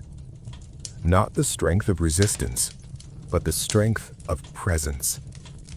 The strength to stand when everything inside wants to collapse. The strength to remain when there is nothing to be done. The strength to witness the unbearable. This is not dramatic courage. It is deeper than that. It is the courage of love that does not abandon. When Jesus finally breathed his last, the Gospels tell us the earth shook. The temple veil was torn. Fear spread through those who witnessed it. But for Mary, the world did not need to shake. Her world had already shifted. The death of a child is a grief beyond description. It does not fit into language. It does not resolve into understanding. No explanation makes it easier. No meaning erases the loss. Mary was not spared this pain. Sometimes people imagine Mary as distant from human sorrow, as untouched by ordinary grief. But the Gospels show us something else.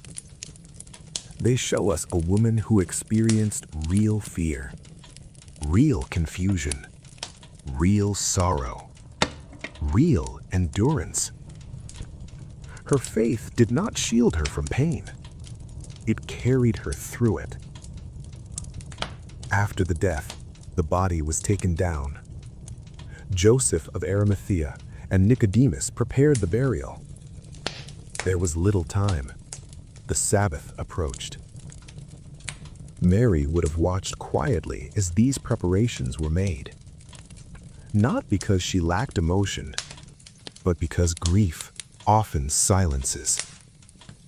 Because sometimes the deepest sorrow expresses itself not in tears, but in stillness.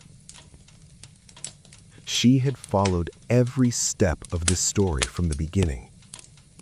The angel's message, the journey to Bethlehem, the flight to Egypt, the long years of ordinary life, the beginning of ministry, the growing tension, the final journey.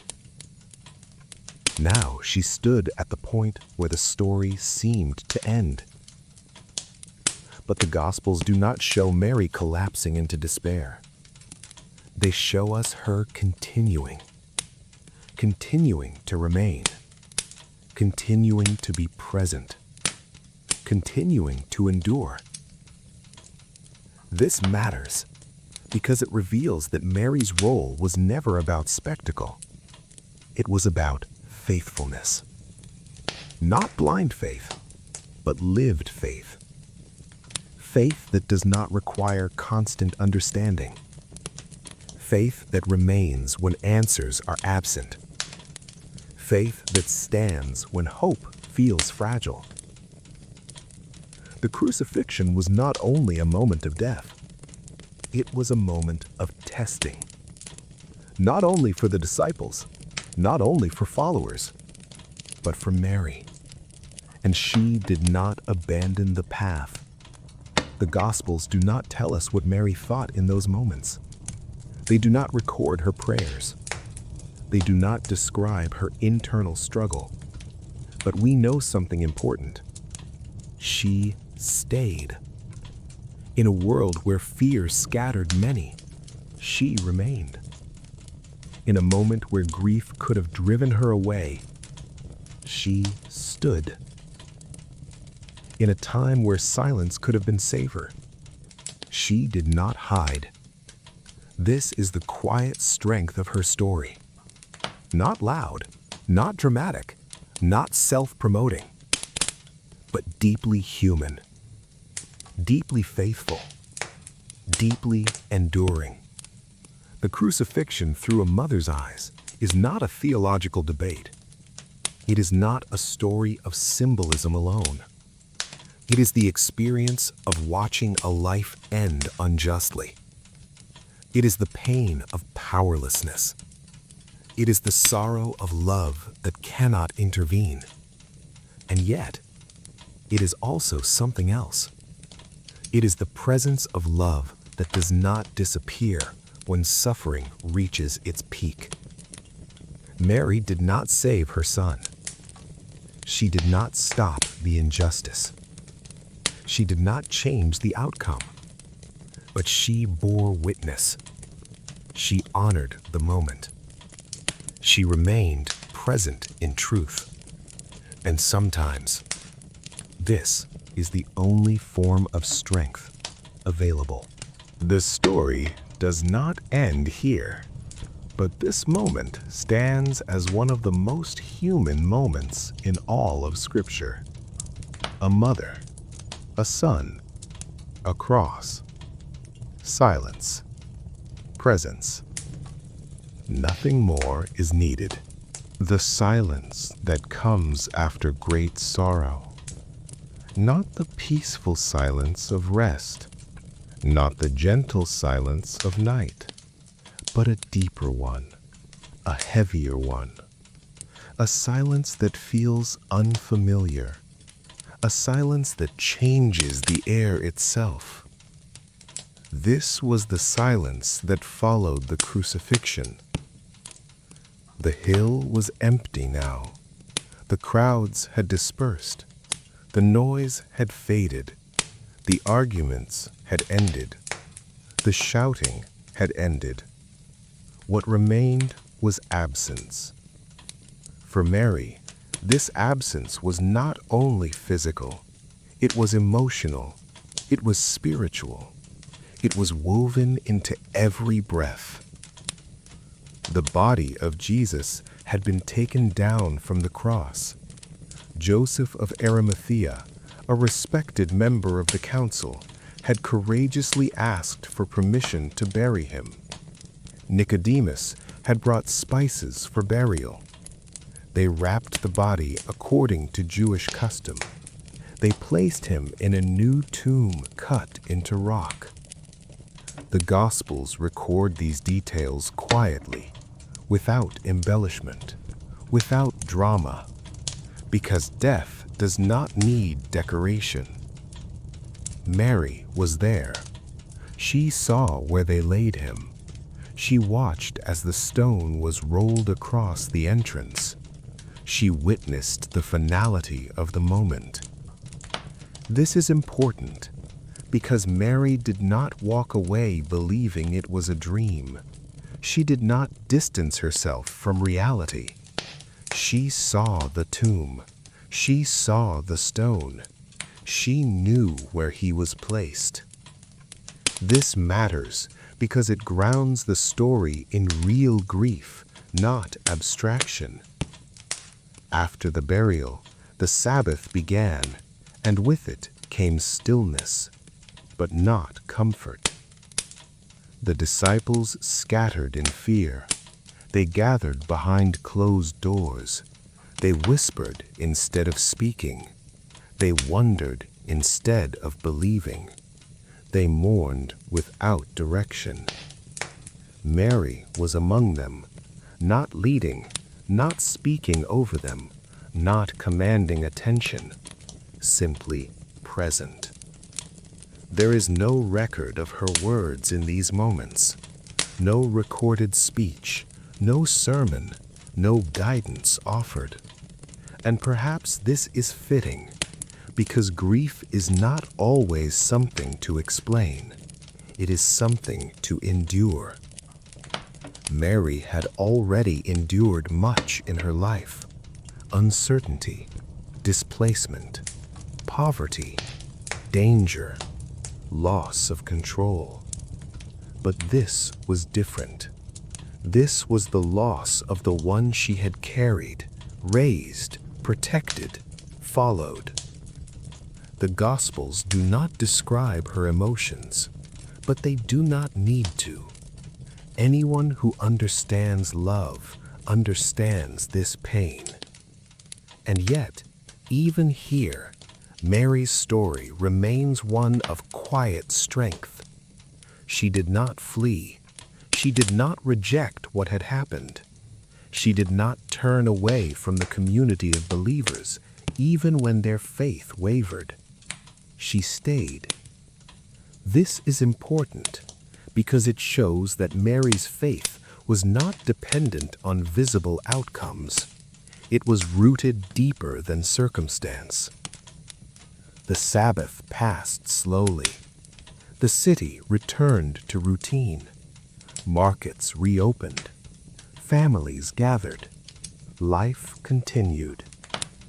This is often the hardest part of grief, when the world resumes as though nothing has changed, when ordinary life feels disconnected from internal loss. Mary would have felt this deeply. The routines that once included Jesus now felt empty. The memory of his voice lingered in spaces where he no longer stood. The familiarity of his presence was replaced by memory alone. The disciples struggled. The Gospels tell us they were afraid. They feared they might be next. They hid behind locked doors. They doubted their own understanding of everything that had happened. This is the human response to loss: confusion, uncertainty, fear, withdrawal. Mary was not immune to sorrow, but she did not appear to retreat from presence. She remained with the community. She remained connected to the message. She remained present in the unfolding of what came next. This reveals something deeply human about Mary. She grieved within community. She remained among others who also mourned. This is not the image of a distant figure beyond human emotion. This is the image of a mother who stays connected even when sorrow overwhelms. The Gospels tell us that on the third day, the women went to the tomb. Mary Magdalene, others who had followed Jesus. They went not expecting resurrection. They went with grief. This tells us that the followers of Jesus, including those closest to him, did not expect what was about to happen. The empty tomb surprised them. It confused them. It unsettled them. Mary, the mother of Jesus, is not described as running to the tomb in the gospel accounts, but she is described later as being with the disciples after the resurrection events. This suggests something significant. She did not reject the unfolding story. She did not cling only to sorrow. She remained present as understanding began to shift. The days following the crucifixion were marked by uncertainty. Reports emerged. Stories spread. Encounters were described. Some claimed they had seen Jesus alive. Others struggled to believe. Some felt joy. Others felt doubt. This emotional complexity is deeply human. Mary was not immune to this sorrow, but she did not present herself as one who understood everything clearly. She remained within the community as they processed together what was happening. The book of Acts later tells us that Mary was present with the disciples after the ascension, gathered in prayer.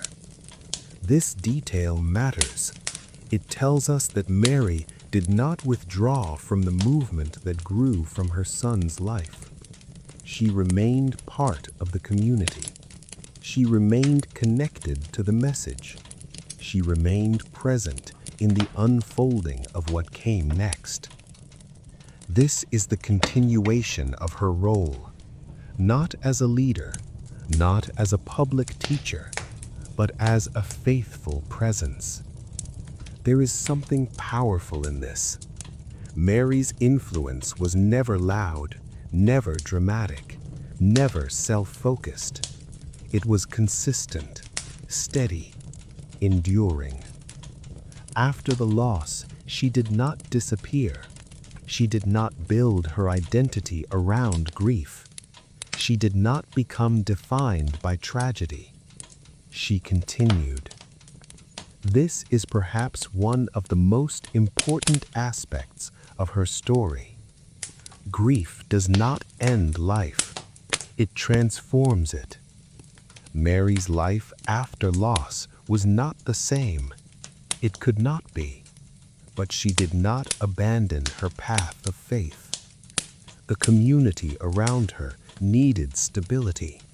They needed continuity. They needed presence. And she provided this not through speech, but through being.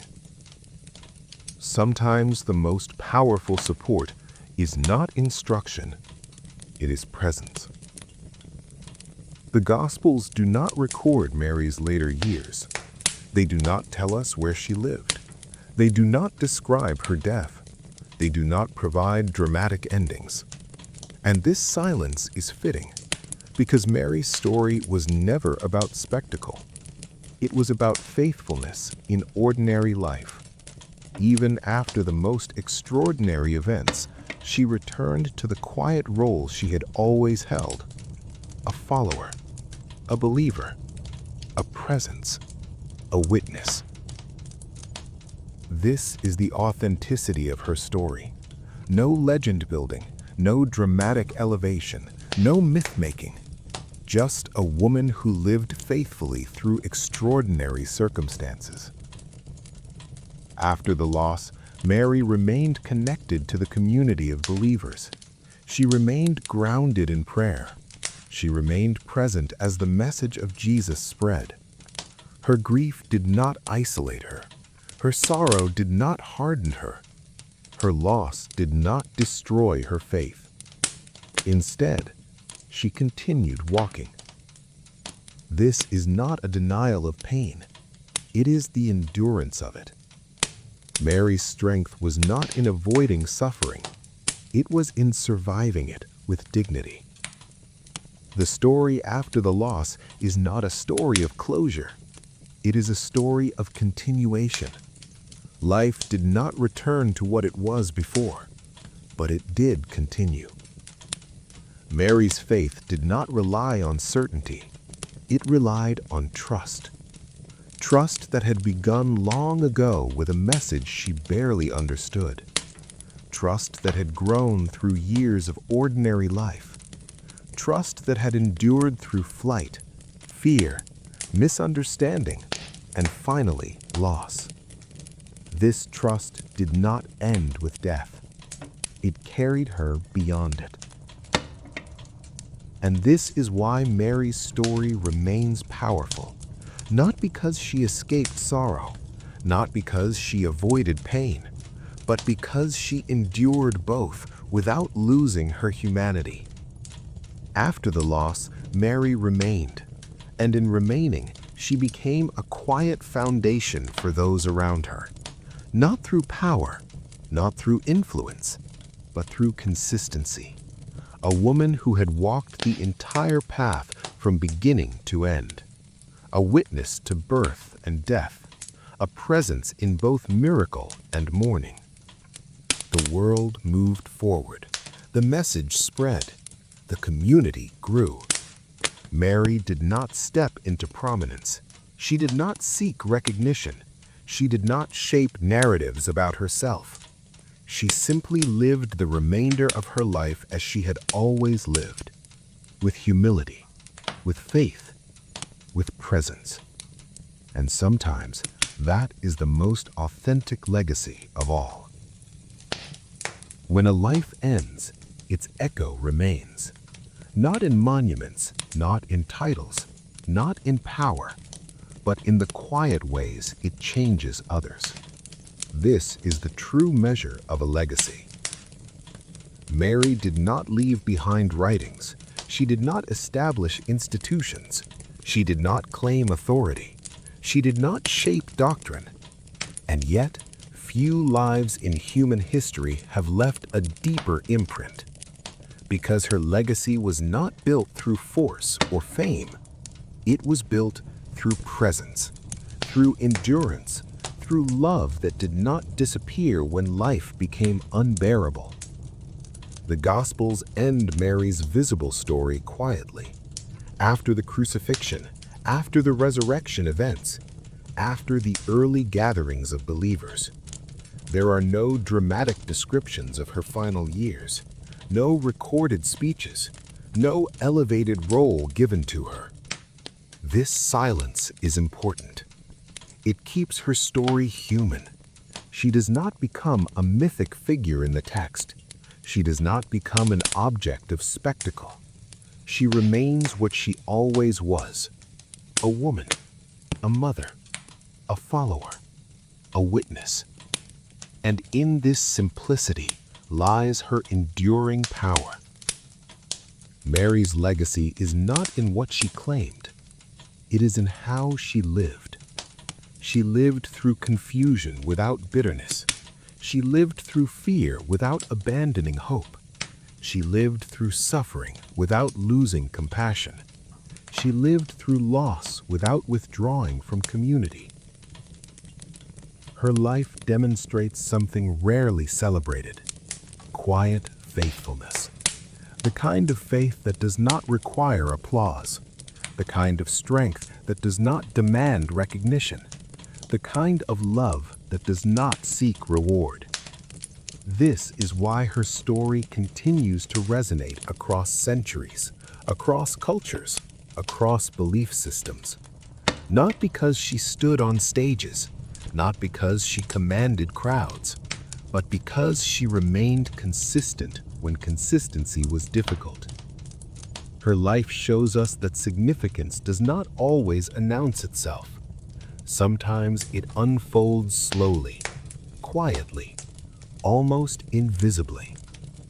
Mary's influence was not dramatic, but it was deep. She shaped a life that would shape the world. Not through pressure, not through ambition, but through nurture, presence, and moral grounding. She did not control her son's destiny. She did not direct his mission, but she created the environment in which compassion, humility, and strength could grow. That is no small thing. And after his death, her role did not disappear. It transformed. She became part of the earliest community of believers, not as a leader, but as a stabilizing presence, a living memory, a witness who had seen the entire story, from birth to death, from promise to loss, from confusion to quiet endurance. Her presence reminds us that this was not merely an idea.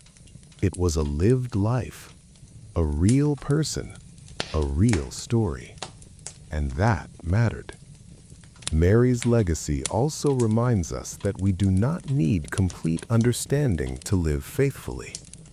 She never claimed full comprehension of what was unfolding. She pondered, she reflected, she waited, she trusted. This posture is profoundly human. She did not pretend certainty. She did not claim authority. She did not elevate herself. She walked forward one step at a time. This is why her story feels believable, grounded, authentic. In a world that often celebrates loudness, dominance, and control, Mary's legacy offers something different. It offers a vision of strength that is quiet, a vision of courage that is patient, a vision of faith that is lived privately rather than performed publicly. Her life suggests that the most enduring influence is not always visible in the moment. It grows slowly, like roots beneath the soil, unseen yet holding everything in place. Generations after her lifetime, her story continued to be told, not because she demanded remembrance, but because her presence could not be separated from the story of Jesus. She was there at the beginning. She was there through the middle. She was there at the end. Few viewers encompass the entire narrative. Her legacy, therefore, is not only emotional, it is historical. She stands as one of the few figures consistently present across the key moments of the story: birth, flight, daily life, public ministry, crucifixion, aftermath. Her continuity grounds the narrative in lived reality, and beyond history, her legacy reaches into something deeper. It touches the human understanding of love that does not depend on outcomes. Mary loved her son when he was celebrated. She loved him when he was misunderstood. She loved him when he was praised. She loved him when he was rejected. She loved him when he was dying. This kind of love is not conditional. It does not shift with circumstance. It does not retreat when suffering appears. It remains. This is perhaps her greatest legacy. Not theology, not doctrine, not authority, but steadfast love. The kind of love that does not require explanation. The kind of love that does not demand recognition. The kind of love that remains even when the story becomes unbearable. Her life quietly teaches that meaning is not found in dramatic moments alone. It is found in how we respond to the long, ordinary, difficult stretches of life. Mary did not seek significance, but she lived with integrity. She did not seek influence, but she shaped influence indirectly. She did not seek recognition, but she became unforgettable. Her legacy is not defined by what she achieved. It is defined by who she was. A woman who endured, a mother who loved, a believer who trusted, a presence that did not disappear when the story became painful. And this is why her story continues to offer comfort, because it does not promise escape from suffering. It does not offer easy answers. It does not pretend that faith removes pain. Instead, it offers something more realistic. It shows that meaning can exist within suffering, that dignity can remain in grief, that love can survive loss. Mary's legacy does not shout, it whispers, through centuries, through stories, through quiet reflection. A reminder that faithfulness is not measured by visibility, that love is not measured by outcome, that endurance is often the truest form of strength. And so her story does not end with death. It does not end with silence. It does not end with absence. It continues in every life shaped by patience, in every heart that chooses compassion over bitterness, in every soul that walks forward without certainty but with trust. This is the legacy she left behind. Not a monument, not a throne, not a doctrine, but a way of being. Quiet, steady, human, enduring. And perhaps that is why after all these centuries, her story still feels close, still feels gentle, still feels real, still feels human. Because her legacy was never about power. It was always about love.